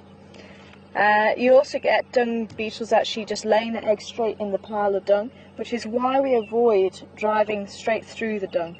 We're trying to go around it or put our wheels so it's over the dung pile, because there's a lot of insects that will utilise the dung. Then you'll get the ones that are very typical that a lot of people know about, and they will build the balls, and they've actually got it almost looks like claws, but they're not. It's not really claws. It's just like fingers on the end of their legs, and that helps them to gather up the dung and build the dung ball. And you know the ones that have done it previously, because they actually build a really nice round ball, and it just rolls so smoothly. And you can see the ones that haven't maybe done it before, because they end up with a piece of flat dung or even a bit of old dung, and they'll just try and roll that, and obviously that's a lot more energy wasted doing that. And then you will get the fourth type of dung beetle, who will steal those dung balls. Once they've been done and they've started rolling away, they'll steal those dung balls off of the owner. So there's 4 different ways they will deal with dung. I say, I was hoping to see them, but yeah, the European bee-eaters, Jodie, after they have headed home. It's possible, I think You should have been seeing the white-fronted beater here, if I remember rightly, but I'm just trying to remember where we used to see them. Oh, and a flower for this morning.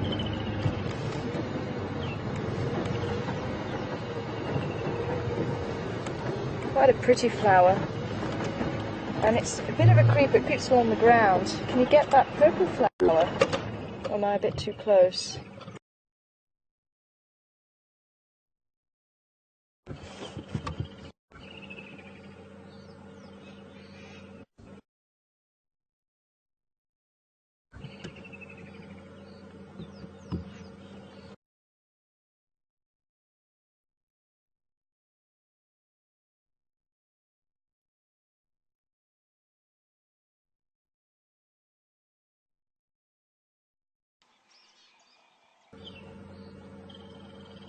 Now, especially when we're going into winter, or going from winter into summer, there's a lot of moisture that's found in the vegetation as soon as we have the rains. And sometimes the animals' dung can start clumping together, other animals that don't usually clump together because their diet has changed slightly with the amount of nutrients available. So as you're going into that season, or going from the winter to the summer, you do have to be mindful of that. But generally speaking, wildebeest all year round will quite often clump together like that. So we're looking at this beautiful flower here, and I'm just going to grab some leaves, because if ever you're stuck in the bush, you can use this to wash yourself.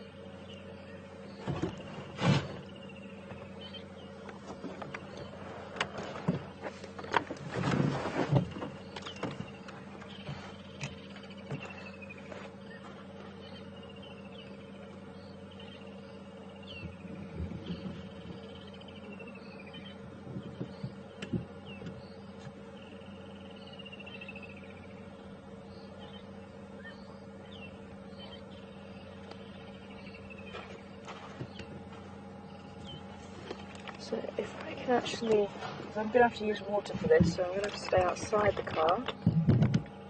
If I actually put a bit of water on the leaves and rub them together, hopefully it should start, oh, I can feel it.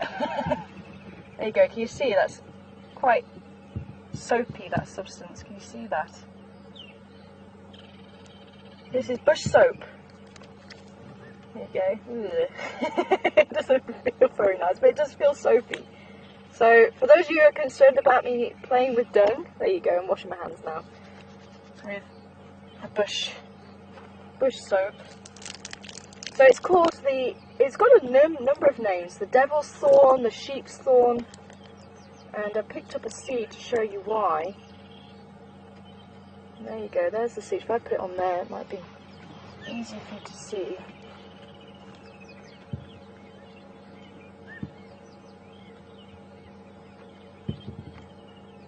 It just smells planty. Doesn't really have much of a smell to it. But that's why it gets called the devil's thorn. There is also a plant called devil's claw, and that gets sold commercially. It could be used for a number of ailments apparently. But this one is slightly different. But as I say, very nice to have it as a bush soap if ever you are stuck in the bush and want to wash yourself. And a beautiful flower, and certainly this time of year it's very easily recognisable with that purple trumpet.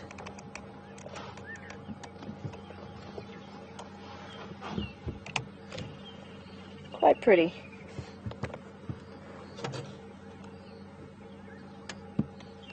And the purpose of those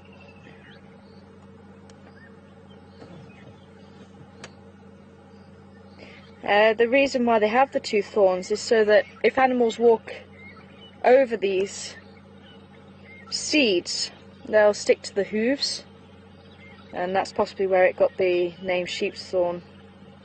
So they'll stick into the hooves, and as they walk, they'll eventually drop off. But they're pretty hard.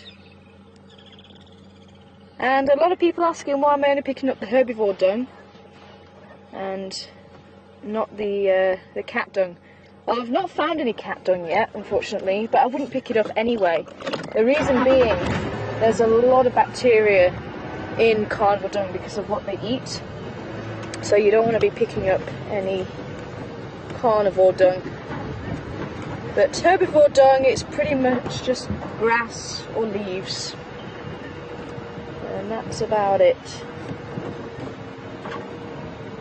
And as I say, there is the age-old tradition here in South Africa of playing the boxdraw competition, where you take a bit of impala dung and try and spit it as far as you can, which I am pitiful at, so I'm not going to demonstrate it. I have done it on a number of occasions, and I still haven't improved. If I had a sporting chance, then I might have a go. Ooh, we've got another track here.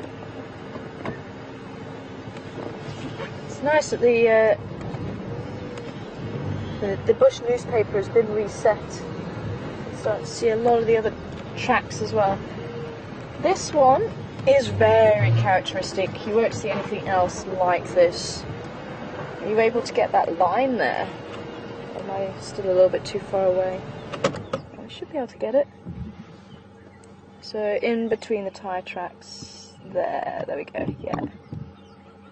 There we go. So it's probably about the width of my finger, but you can see there's a line there and there's a line there. And this is from a shungololo, otherwise known as a millipede. So if I see a millipede, nice to know they're still out and about. I'll see if I can actually show you a millipede. Giant African millipede. Although there are a number of species out here in Africa, there's one that looks like a zebra, black and white, and I've even seen one black and red. But again, just like the butterfly, the African monarchs, and there's a few of them here again. And there looks to be another species, possibly the broad-bordered yellow, dancing around in the grass there. Oh, and of course, as soon as I talk about them, they fly off. But there's the yellow dancing around. You can see it's actually got a much quicker flight, so hopefully that shows the difference between the lazy flight of the monarch and the quicker flight of the definitely going to have your work cut out trying to keep up with them. But the African monarchs, there's one or two just dancing around here as well.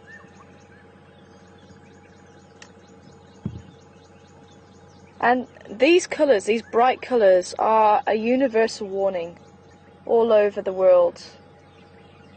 And they do warn of either chemical defence, or if they eaten that they're toxic. It could be that they are highly aggressive, or you know, there's some way that they can actually defend themselves, and it's the universal language. It's called aposematic coloration, and anything that has the potential to do damage. Oh, who's flying over?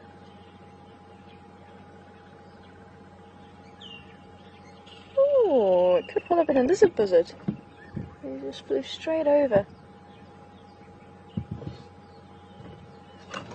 But yeah, anyone who has that, so the oranges, the reds, the whites, the blacks, it's all warning. So if you see an animal like that and you're not sure if it can do damage to you, steer clear of it, because chances are it could.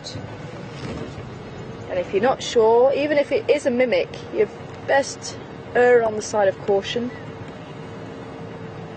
and stay away from it. Snakes are one of those animals that will warn you that they have venom, and that's why the mimics work so well, because it is universal.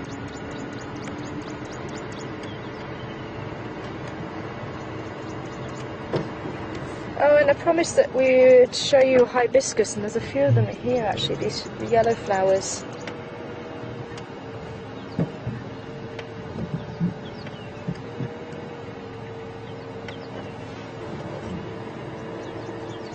So So I did comment there was the hibiscus on drive the other day.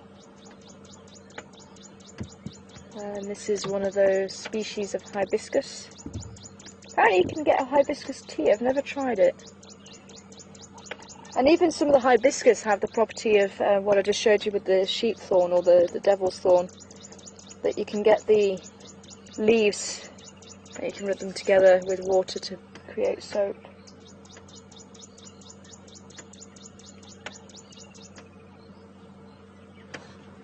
And it looks like we've got some wild sesame just behind you there as well. Very cool.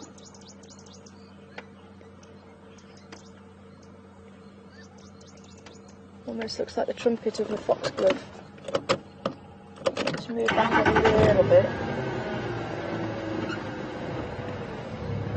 Oh, monkeys. I still need to come back to monkeys as well, I will do.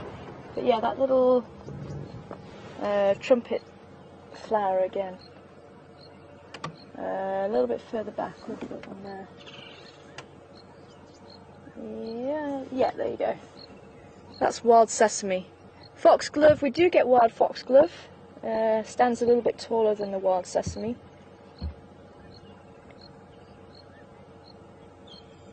If I remember rightly, you're supposed to be able to mix a part of this plant with milk, and it's supposed to help with a snake bite, but I think that's more superstition than fact.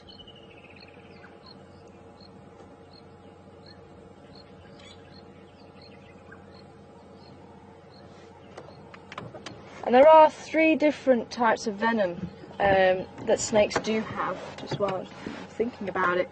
The snakes that we get in this country, there's a lot of venomous snakes actually. And the venomous snakes we get the puff adders here, and they go through the whole warning of puffing themselves up, and it's that, and that's where they get the name from. And they have what's called cytotoxic venom. So if they bite you, your limb will actually start swelling and go black because the toxin will actually damage the tissue. So it's not a very, well, none of them are very nice to be bitten by, but that one isn't, but it's localized. So if you get bitten on your finger, you're going to have your finger swell up, and if you don't get to hospital quick enough, you could lose that finger. Then you get the cobras, which is what the mambas belong to, and that's neurotoxin. Now, if they bite you, it affects your whole body. It actually shuts down your nervous system, and it starts to paralyze you, and you also get massive headache as well, and it just affects the whole of your nervous system. So even your heart eventually will stop you. It's very difficult to breathe, and if you're bitten by a black mamba, it could be anywhere between the matter of minutes to a few hours before you actually die. But if you can get to hospital, they'll actually put you on life support, and they'll treat the symptoms systematically. They do have anti-venom, but what they found is a lot of people are actually allergic to the anti-venom. So they'll actually treat the symptoms and put you on life support and try and let your body actually work the toxin through the body and work it out. The last type of toxin possibly could be one of the worst, but luckily the snakes that actually carry that toxin are very placid, and you don't really hear of people being bitten in the wild by these snakes. Only handlers, the twig snake or the vine snake, and we also have the boomslang, and they carry a toxin that's called hematoxin. Now if you get bitten, any soft tissue will actually start to bleed. After 2 or 3 days you'll start to bleed from that tissue. But when they bite you, you know that you've been bitten by that particular type of snake, even if you don't see it, because that wound will not heal. It actually stops the blood from clotting. So not a very nice way to go. So again, if you get bitten, they'll actually have to give you a blood transplant and pretty much change all of the blood in your body. So not a very good way to go. But having said that, these snakes go through a lot of ways to actually stop biting. They actually don't want to bite you, so they actually tell you, look, I don't want you near me, and that's why the cobras will raise their hut, and that's why the puff adder will puff itself out. You're hearing the bird in the background there.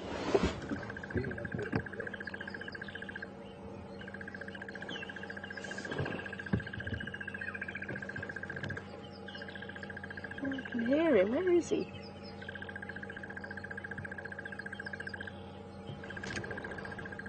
There you go. See if anyone can ID that call for us. Questions at WildEarthTV and hashtag Safari Live.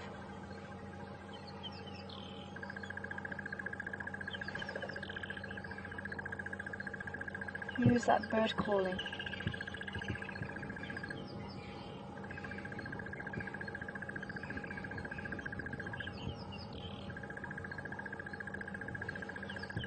Oh, nice. Green woodhoopoos. This isn't the bird that's calling. Again, another cooperative breeder. You tend to find families of these birds.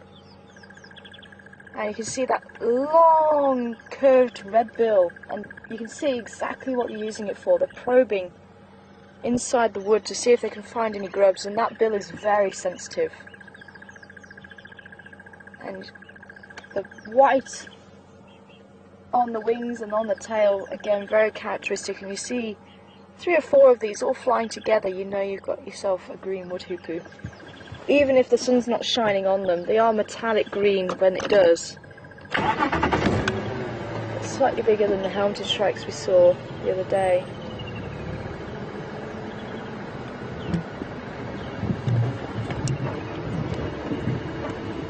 And generally speaking,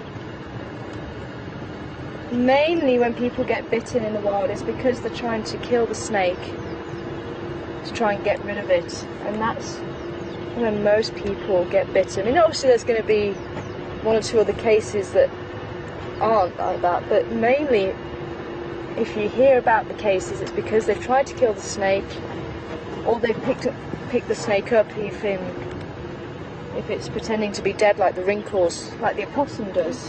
They play dead in the hope that whatever's threatening them will move away. And people think, "Oh, dead snake, let's play with it." Pick it up and try and identify it, and that's when they get bitten. There goes the green woodhoopoo. Oh, and then we have the starlings sitting. Oh, that's nice. Showing off its metallic colours again.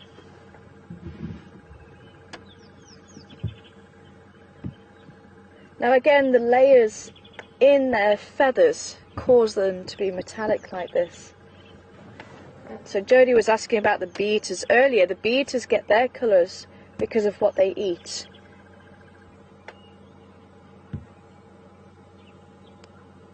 So the carotenoids come from what the birds actually eat, and that produces the yellows and some of the greens.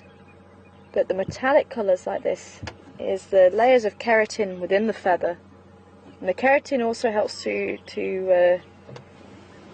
well, it is actually what the feather's made of. And then within the feather they have the different layers, and that helps to scatter the light that the sun emits. And you just end up with these beautiful metallic colours.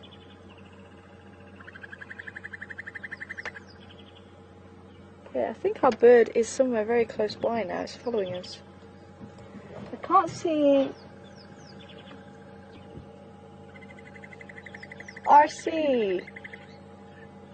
RC, the bird from the Netherlands. Well done, RC. I didn't doubt for a second you wouldn't get it. Welcome on board, RC. Great to hear from you. And it is the crested barbet.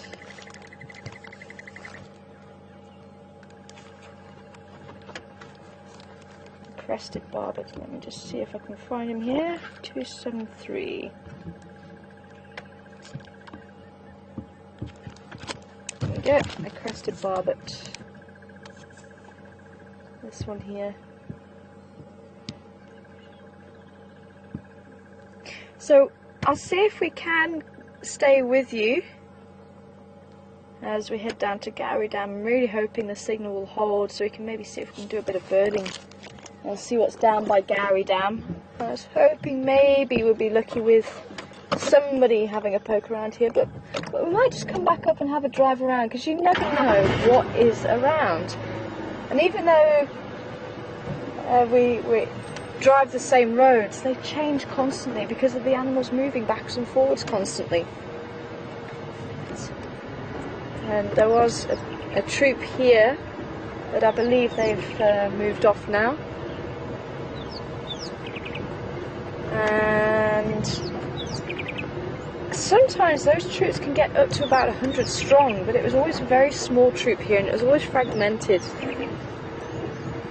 So it's not really surprising that they did move off. Maybe they got incorporated into another troop.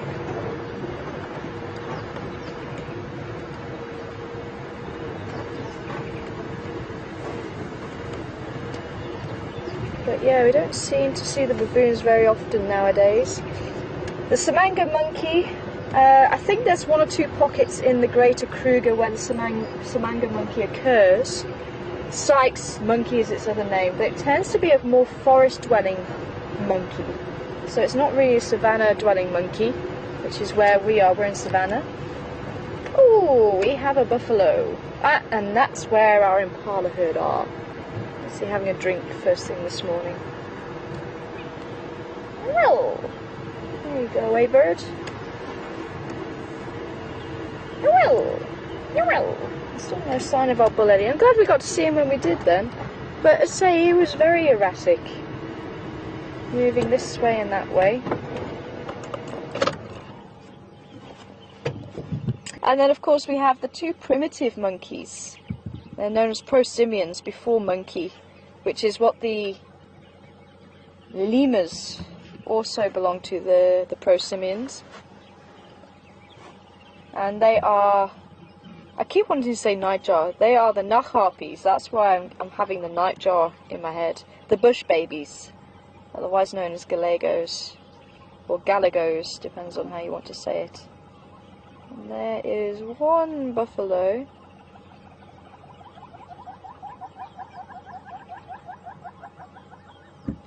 And there is the call of the hornbill somewhere in the tree in front of us. Let's see if we can catch up with them at some stage. Oh, and I can hear the parrots. Parrots are back.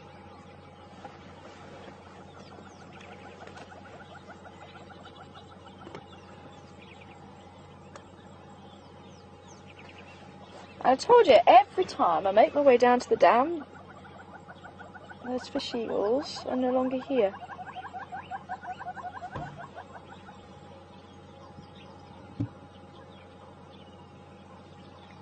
Okay, I'm going to see if I can maybe just get up to where those impala are, so at least we have a view of the dam. So hopefully you'll stay with us.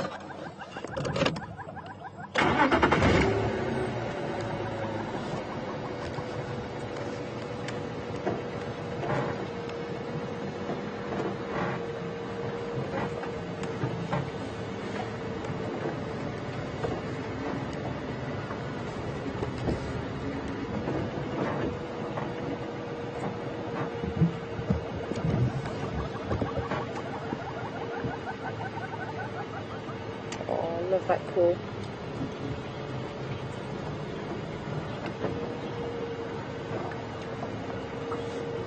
Wow, look at all this red star zinnia here. Sure, it's like a little outcrop here. This red flower, it's actually starting to lose its bright red colour, but in the height of the summer it's just this beautiful red colour. And it comes all the way from South America. Now, unfortunately, there's a lot of alien invasive species here in South Africa, and apparently they were brought in with horse feed when the British were fighting the Afrikaans in the early 1900s.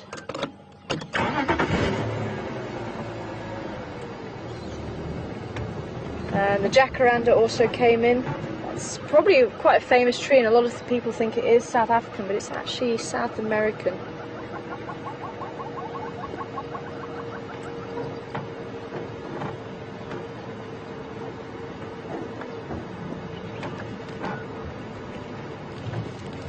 Oh, looks like there's a...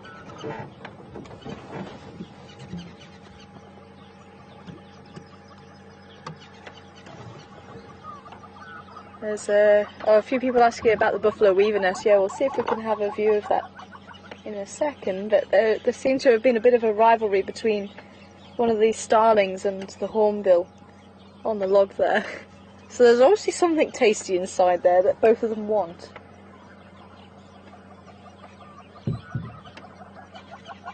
Again, you can see using that bill to probe inside the tree.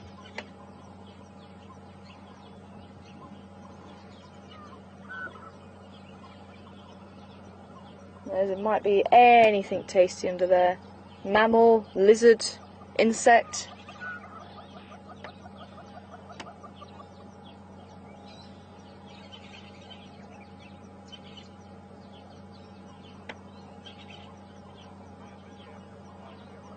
Yeah, I wanted to wait till I zoomed out to fix it. Just going to remove that spider web for you. It's amazing how we pick it up, and actually that's how spiders move. If you ever wonder why you just suddenly get this random bit of web across your face, it's because the spiders actually spin a bit of silk and let the wind take it, and if they're small enough they'll actually go with it, and it's known as ballooning, and that's how spiders can actually move from place to place. So it could be just this little bit of silk that they've let off to try and float from place to place.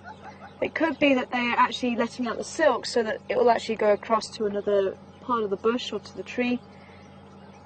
But yeah, quite amazing, eh? Quite ingenious. Amazing how nature finds a way. But yeah, we'll have a quick look at the buffalo weaver nest. Pretty large nests that you don't get a chance to see from the camera very often. There is one right above the camera. The camera's in that tree there. Oh, there's all the buffalo this side. Oh, there's somebody big that just took off. Ah, there's the fish eagle. Yes, nice. I'll get there. Sorry, there's so much going on.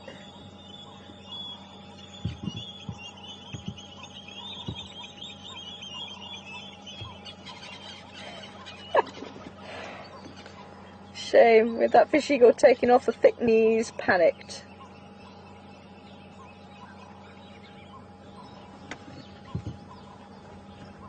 So that was the buffalo weaver nest. Quite a mess of sticks. But yeah, the fish eagle's in the tree right at the back. Oh, that's so cool. I was just saying how every time I come down here they've disappeared. That is a juvenile. He's going through several molts before he becomes an adult. Anywhere between 5 and 7 years for birds of prey to molt their juvenile feathers and have their adult plumage.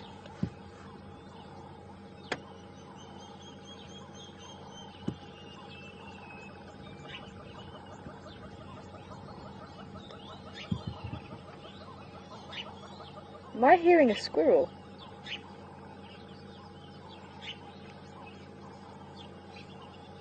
Yeah, I'm hearing a squirrel. I think that squirrel will be calling for the fish eagle though. Any aerial predator could be a potential threat, although as the fish eagle's name suggests, he does eat fish, and that's why you quite often see them around by the dam. And this particular eagle actually has bare legs, so the feathers don't get waterlogged when they go fishing. So maybe he was actually, he came out from just behind where the impala were. I'm going to just pull forward a little bit more so maybe we can see the buffalo a bit better than the impala. But maybe he had a nice spot there for hunting.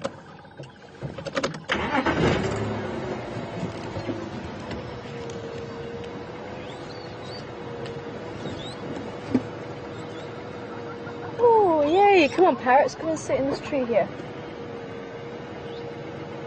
Yay! They did. Let me just see if I can pull back for you. And they went right to the top through this fork here. Yes, we might be able to get them.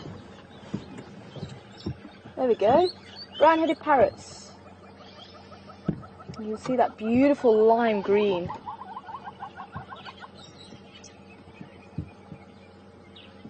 Oh!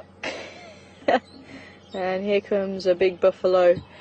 I think he was actually the buffalo we first saw on the opposite side of the bank. He's making his way around to where all the other buffalo are.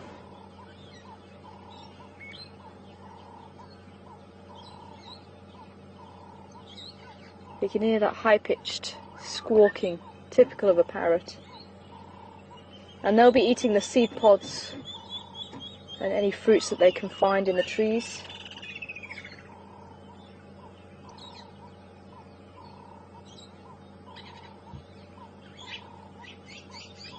Now, doves and parrots have one thing in common. It's the way they actually feed their chicks. And they actually feed the chicks something called pigeon milk.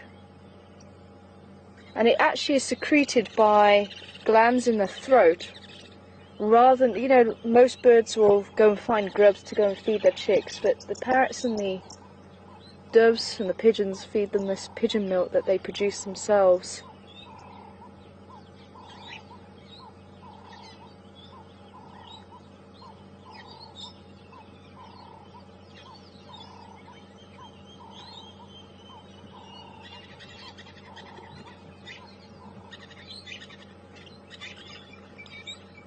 Oh, shame. These impala are looking really unimpressed with the approach of the buffalo. But interesting, they've split off from the other part of the herd. I think there could be... Now, why are you all getting up? You.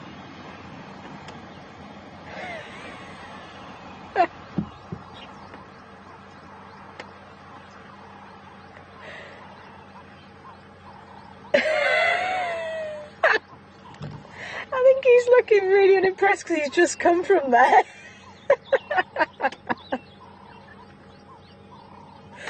Oh, shame.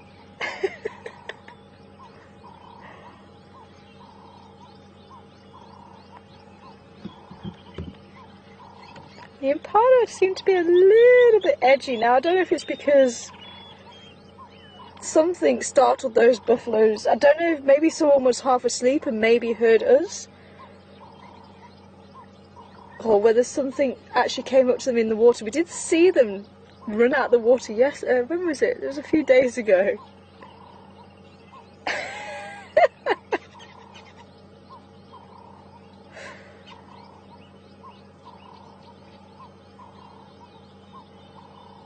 Whatever it was, I'm not impressed at all. Oh, there's one buffalo that stayed this side.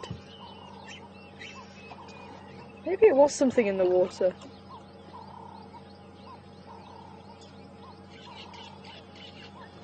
I'm just going to see if we can't get just a little bit close to the water's edge. Because I'd love to know if there is actually a crocodile in here causing this mayhem.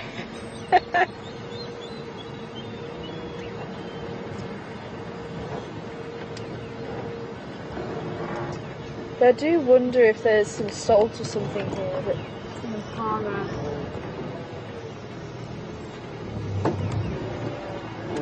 are here for. The rest of the herd are on the opposite side of the bank.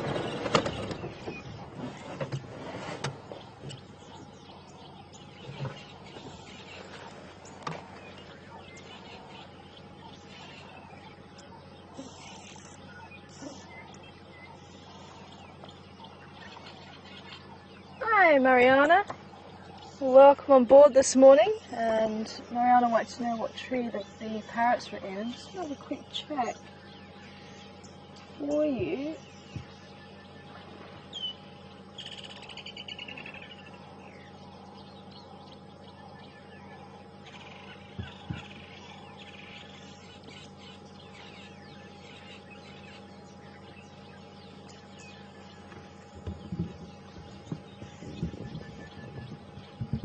It looks like it's a monkey thorn.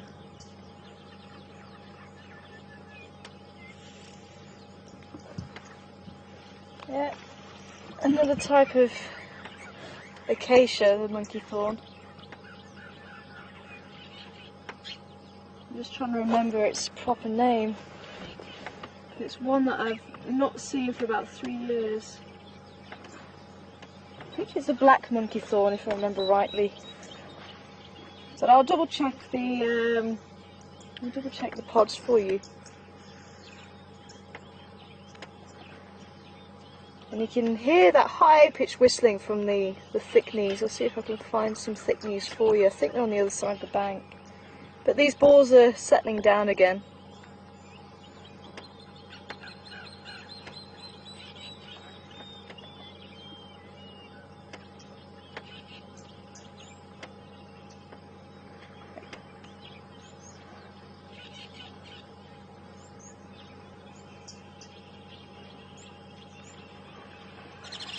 Yeah, the acacia berkey. Thank you, Andrew.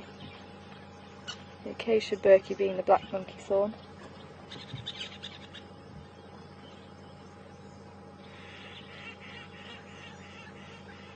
And just to the right of where the bulls are standing, I can see there is the blacksmith lapwing just on the water's edge. We're able to follow just to the right.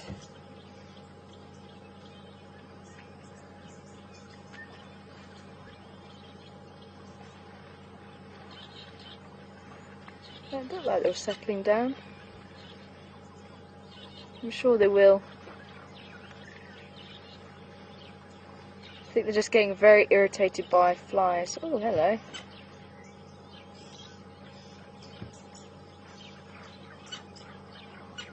Fish eagles just taken off and I think scared some of the impala the other side. Not known fish eagles to take baby impala, but obviously it pays to never take chances, and I think that's what made them start to run off.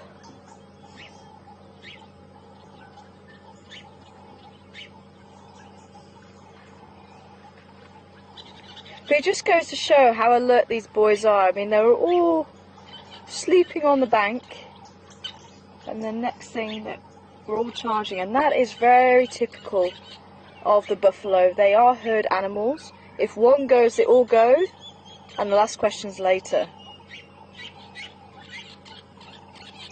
Because if you stick around to see the reason for running, that could be the difference between life and death for you.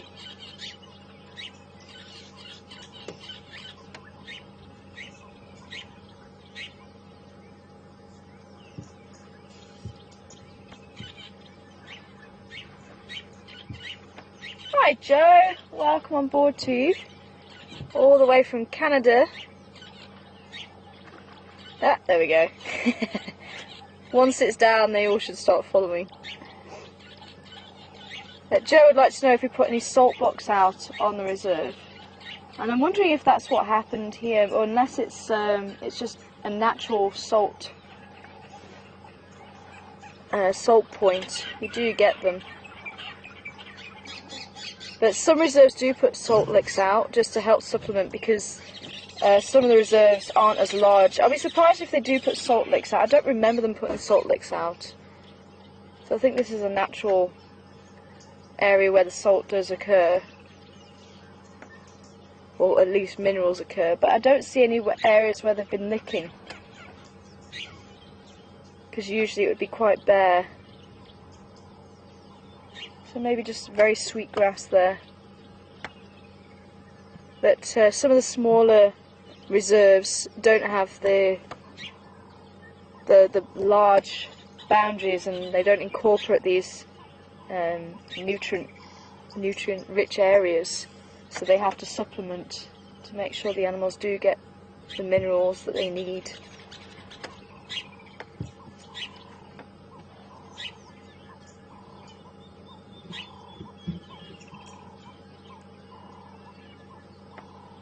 The rattling of the red-billed oxpeckers.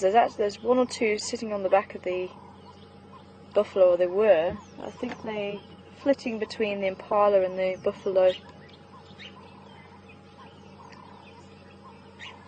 Are we able to maybe catch up with the blacksmith lapwing? It's just walked probably about my 1 o'clock along the bank now, and that's where I think the thick knees were. Keep hearing the high-pitched whistling.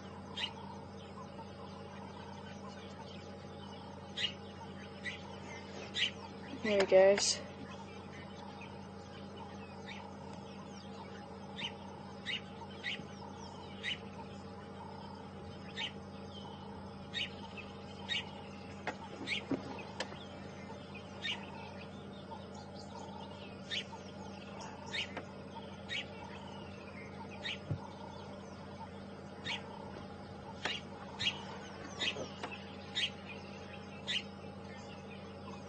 See if we can see any of the thick knees, because that's where they flew to, where the blacksmith lapwing actually is now. It looks like they did move off. Maybe they moved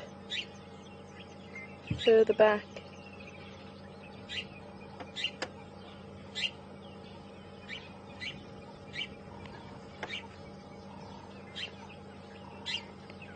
Oh, there's a Birchall starling walking right up to us, just here on the right. Oh.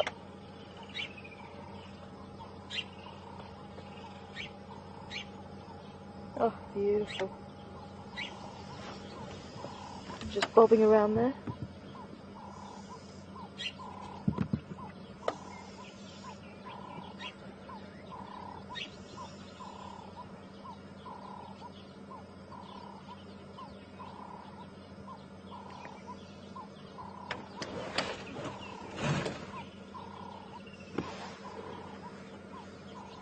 So this one is the Birchall starling, and that was the same as we had just in the tree earlier when the sun was shining on it. You can see how the feathers do change with the light. The tail fairly long. We do have the Cape glossy starling, so they're slightly lighter in colour. They tend to have the greens and lighter blues shining back, whereas the Birchall tends to have the mauve and the indigo. But the big difference between the Birchalls and the Cape glossy is the eye. The Cape glossy has a bright yellow eye, whereas the Birchalls has the black eye.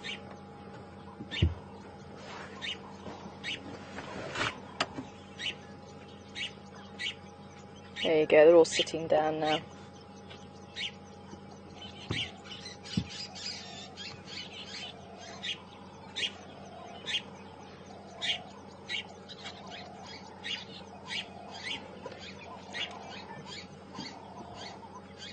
And the oxpeckers are back. Now that they've settled, the oxpeckers are back to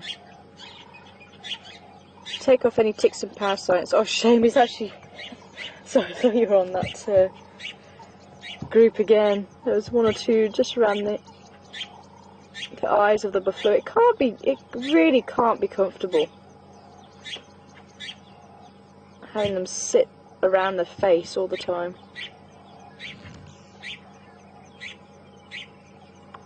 Yeah, and there's one just on the back there,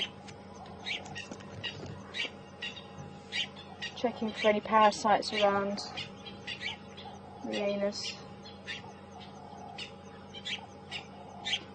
The impala to my left are still very alert, but there's nothing, they're not seeing anything as yet. Oh, sorry, who was that last question from again?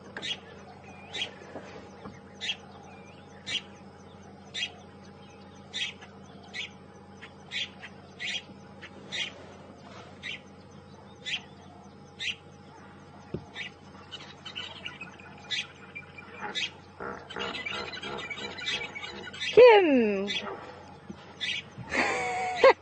Oh, and there's the hippo. So hey, what about me? You've seen everybody else except me.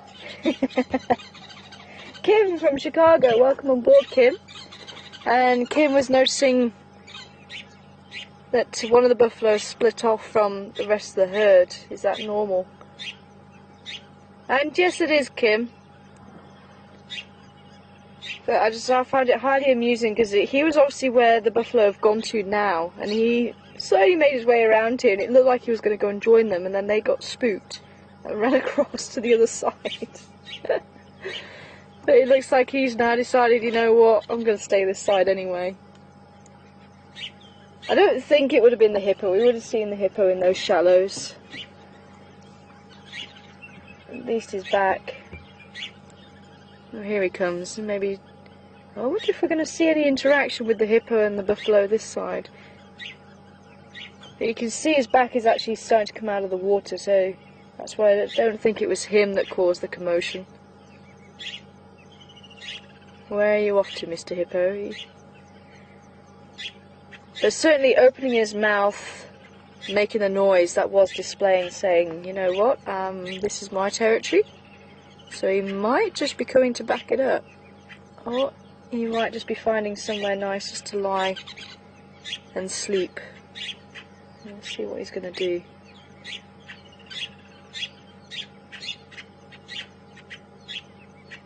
And that's the buffalo who came back round. Oh. One buffalo opposite him has just stood up. Maybe the tension is just too much. Our hippos will also give off sound underneath the water. So what we heard above is nothing compared to what they actually produce underwater. They make a lot of different clicks and low whistles and mumbles. And it's fairly recently they've actually discovered this, and the hippos actually have bristles underneath their chin that helps to detect the movements of the water, so they can literally hear each other under the water.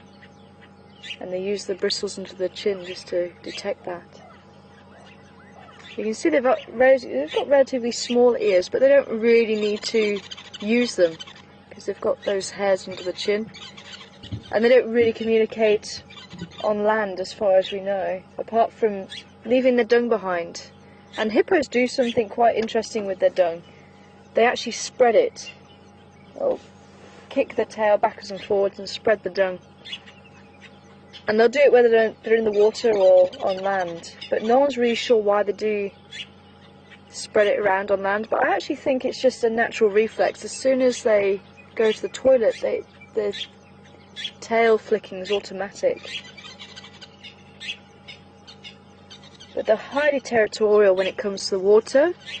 But they're not thought to be territorial once they go out on land. And today would actually be a perfect day for hippos to go out grazing. But they don't tend to go out during the day, during the summer, although with it being overcast, you may see hippos out in the summer. I've even seen hippos sunbathing, so if people tell you that hippos won't go out under any circumstances during the summer, they're wrong, they're lying.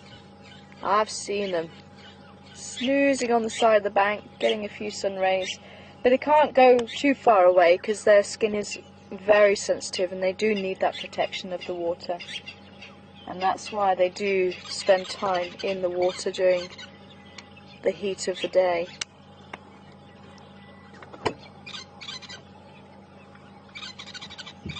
And they also secrete a liquid, and it sometimes looks like they're bleeding because it's quite a pink liquid, and apparently it turns pink once it's secreted, once it comes into contact with oxygen. And that also helps to act like an antifungus cream as well, and it actually stops the fungus from growing on the skin, and antibacterial as well, so it does have a few other properties. But that acts like a sun cream, so it gets secreted over the body. So especially when it's very hot, you might see hippos with this pink substance. But you don't need to worry, it is natural and it is needed.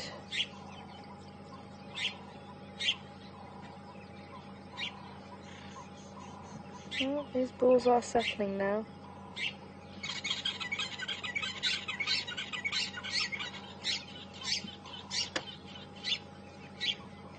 The hippo looks fairly content. He told the buffalo that this was his patch.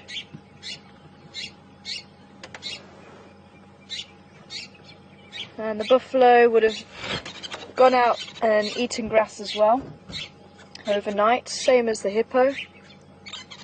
Even though the hippo have huge teeth, they do eat grass. And they actually use their hard lips to chop the grass.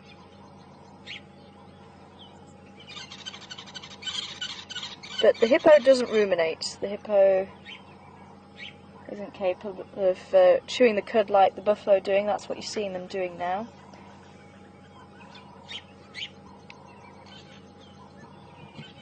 So the hippo dung actually looks closer to that of the elephant and the rhino. It's very coarse.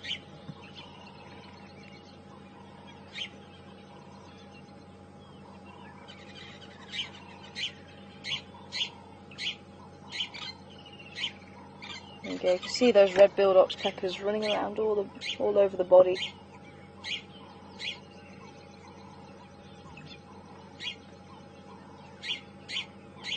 And the buffalo have kind of accepted the fact that they have these little birds, and they do help to keep them clean. Do help to keep them tick-free. As I say, I can't imagine having these birds jumping all over my head and over my nose, and it can't be nice. And you do see them getting slightly irritated. And you see the impala as well, so they'll jump from the impala to the buffalo. But you don't tend to see the oxpeckers actually on the backs of carnivores, because the carnivores would try and hunt them. The smallest animal you tend to see the oxpeckers on is a warthog. I have seen them occasionally on warthogs. I've never seen them on Daker or Steenbok, and I think it's because they're too skittish, and I think they tend to, you know, dive away too quickly, and that probably does put the oxpeckers off. Oh, I can hear the butcher's cuckoo.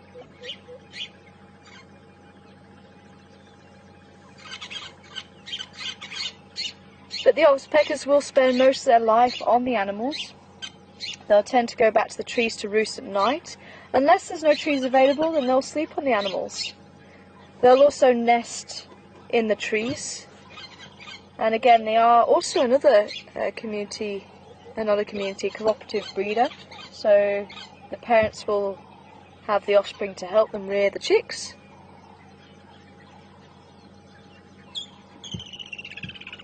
Oh, and there's our woodlands kingfisher back again. Oh, it's being a bit quiet. The birds you've been hearing chattering away are the buffalo weavers. Actually, there is a buffalo weaver. It's close to its nest now. We're able to have a look in. The red-billed buffalo weaver is just sitting outside of his nest.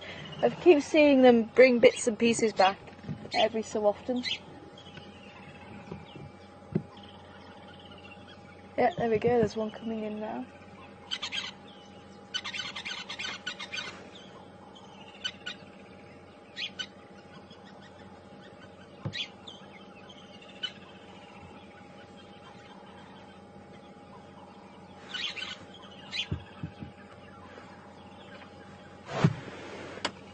Hi Donna, welcome on board to you.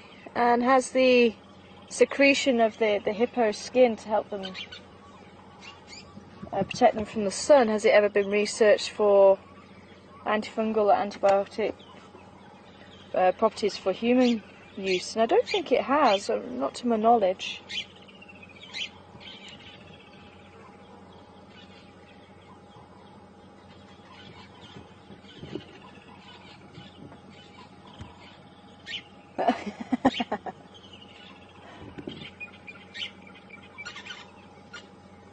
Forever constructing, making sure that nest is nice and secure.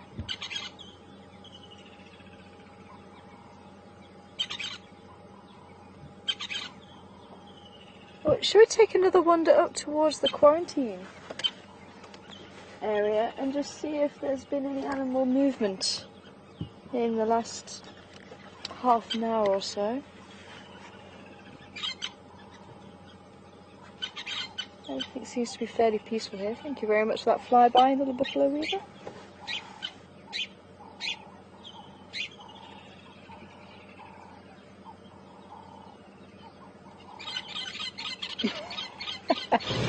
Very chatty little birds.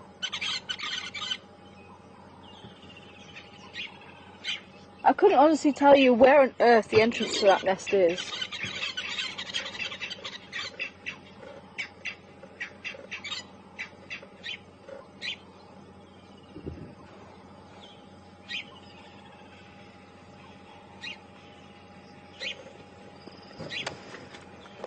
Hi Ken from Australia, good to have you on board this morning.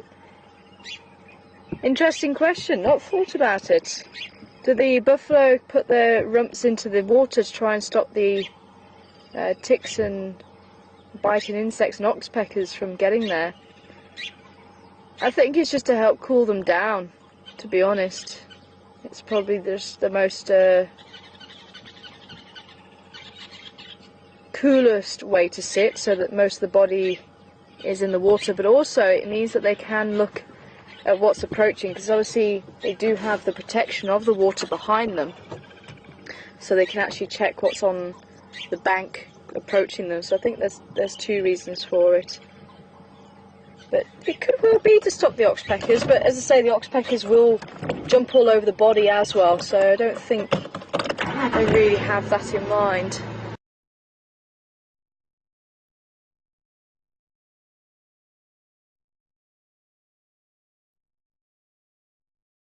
The comfort of the cooling water, and the safety aspect. I think I was halfway through answering your question about that solitary buffalo as well. As I say, these boys, it's not really a herd as such, even though they've all started sitting together. It really depends on the day as what they're doing. So it might be one day two of these buffalo decide, you know what, I've had enough of your company, I'm leaving. And they might just up and go to a new waterhole and be by themselves for a little while. So it's not a strict herd like the females have. The females tend to stay with the same buffalo because they're related. The females, the daughters, the aunties, and the same with the elephants as well. Anybody sitting here? Very quiet. Okay, well, we'll do another lap of the quarantine, just see if there is anybody out and about.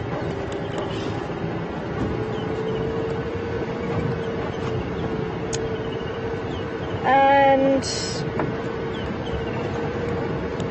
we'll sort out the other mouse, so we'll be able to go further afield on this afternoon's game drive.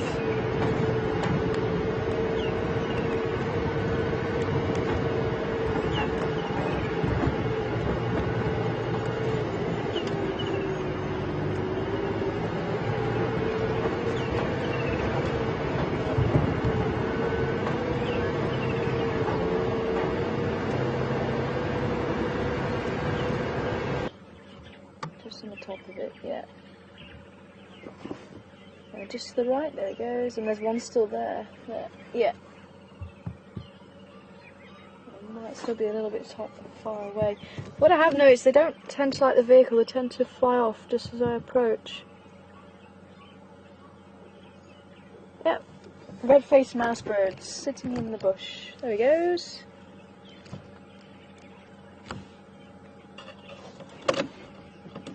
Lovely grey colour and long tail, which is where they get the name from.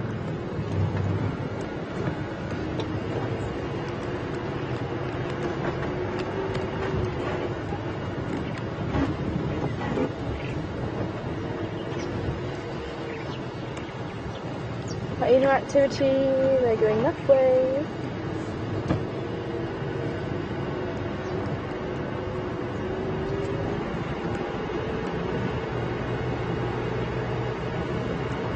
Quite a few swallows flying overhead.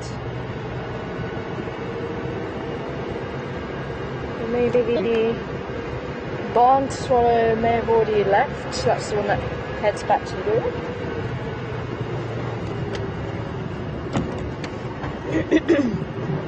Hi Donna, Come on board. Donna would like to know if the weavers, the buffalo weaver nests, are communal or if they're just a pair. I'm actually not, I don't quite remember. I'll have to look that one up for you, Donna. I want to say it is the pair, but I think I need to just check up on that. I say it's not a bird I have down by my way, and there's been little bits of information that I haven't used.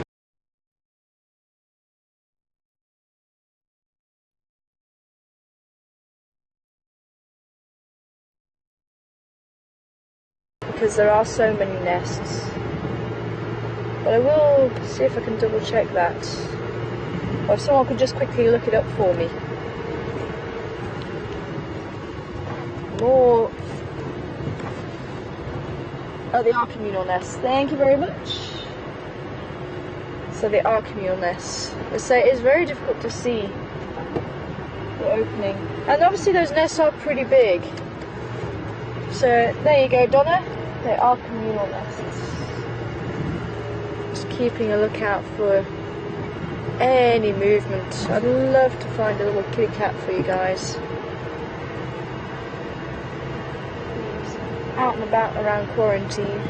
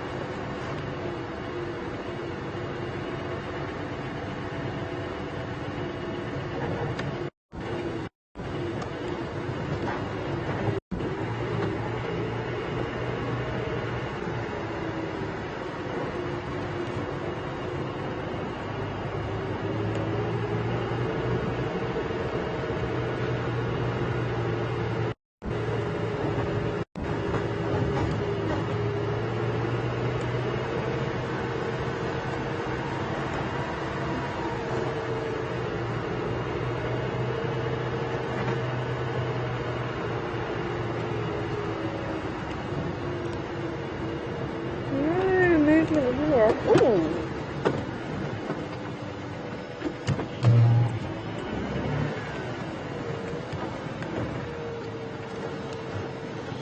Can you see the locust sitting on the bush? I'm a bit close again. Yeah. Cool.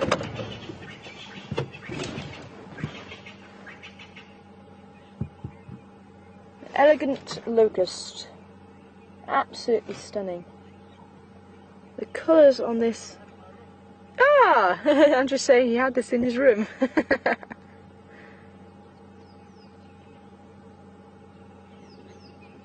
They really are beautiful. Check all those colours on them. But again, look, there's reds and yellows and blacks. And again, it's just warning anything that potentially might want to eat it. Hey, I'm toxic. Keep away from me.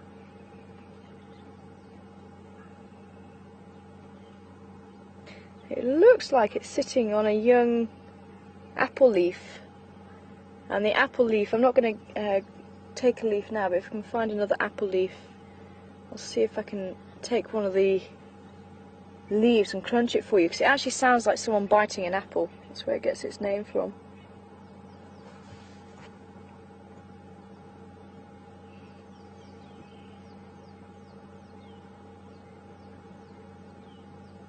Absolutely beautiful. Now some of the locusts are green all over the body, but they'll have bright colours actually on the wings. And as they fly, you'll see those colours, and it's reds and blues and purples. Oh, it's absolutely stunning. But as soon as those wings close, those colours disappear. So the predator can no longer see the animal. Because again, if it's green, it blends in with the environment. So the predator focuses on those colours, follows it, and then all of a sudden they disappear. And they just don't know where the animal's gone. But as I say, this locust doesn't need to worry about that, because it is toxic, and it's letting everybody know that that's the case. So it doesn't need to worry about getting away too quickly. It has its chemicals to back it up.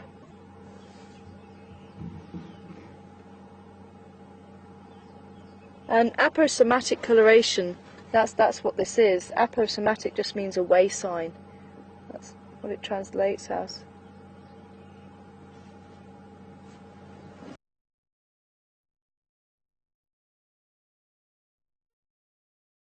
Let's see if I can identify some of these swifts and swallows. Probably one of the bird's worst nightmares are the swifts and swallows, because you can't keep up with them. But I might be able to help some of you if you're not sure how to tell the difference between a swift and a swallow. I'll show you. As soon as I mention them, then they disappear. But the swallows have a lot of blue or red on their body, especially the swallows here in South Africa. So they have this metallic blue, whereas the swifts tends to be quite a dull grey or black or brown, but there's no metallic colours on them.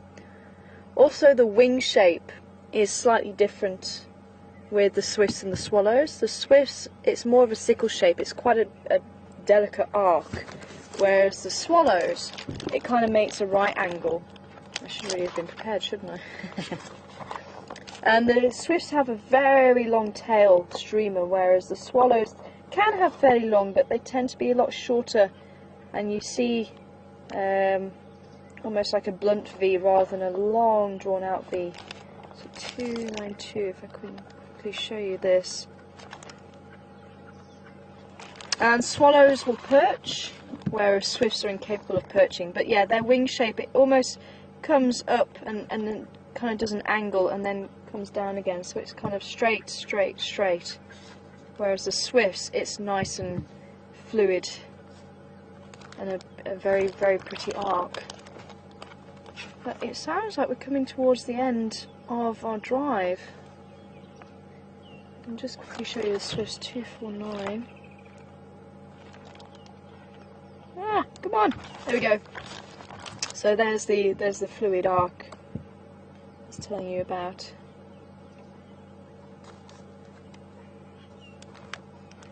I say most of them have these long tail streamers as well.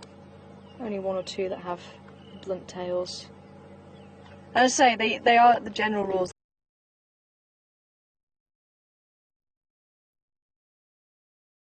The tails. You can't always go off of that. But unfortunately we have come to the end of our drive. Thank you very much for joining us, and as I say, we'll try and sort out the mass so we can go further afield this afternoon and go and check out what's going on the rest of Djuma.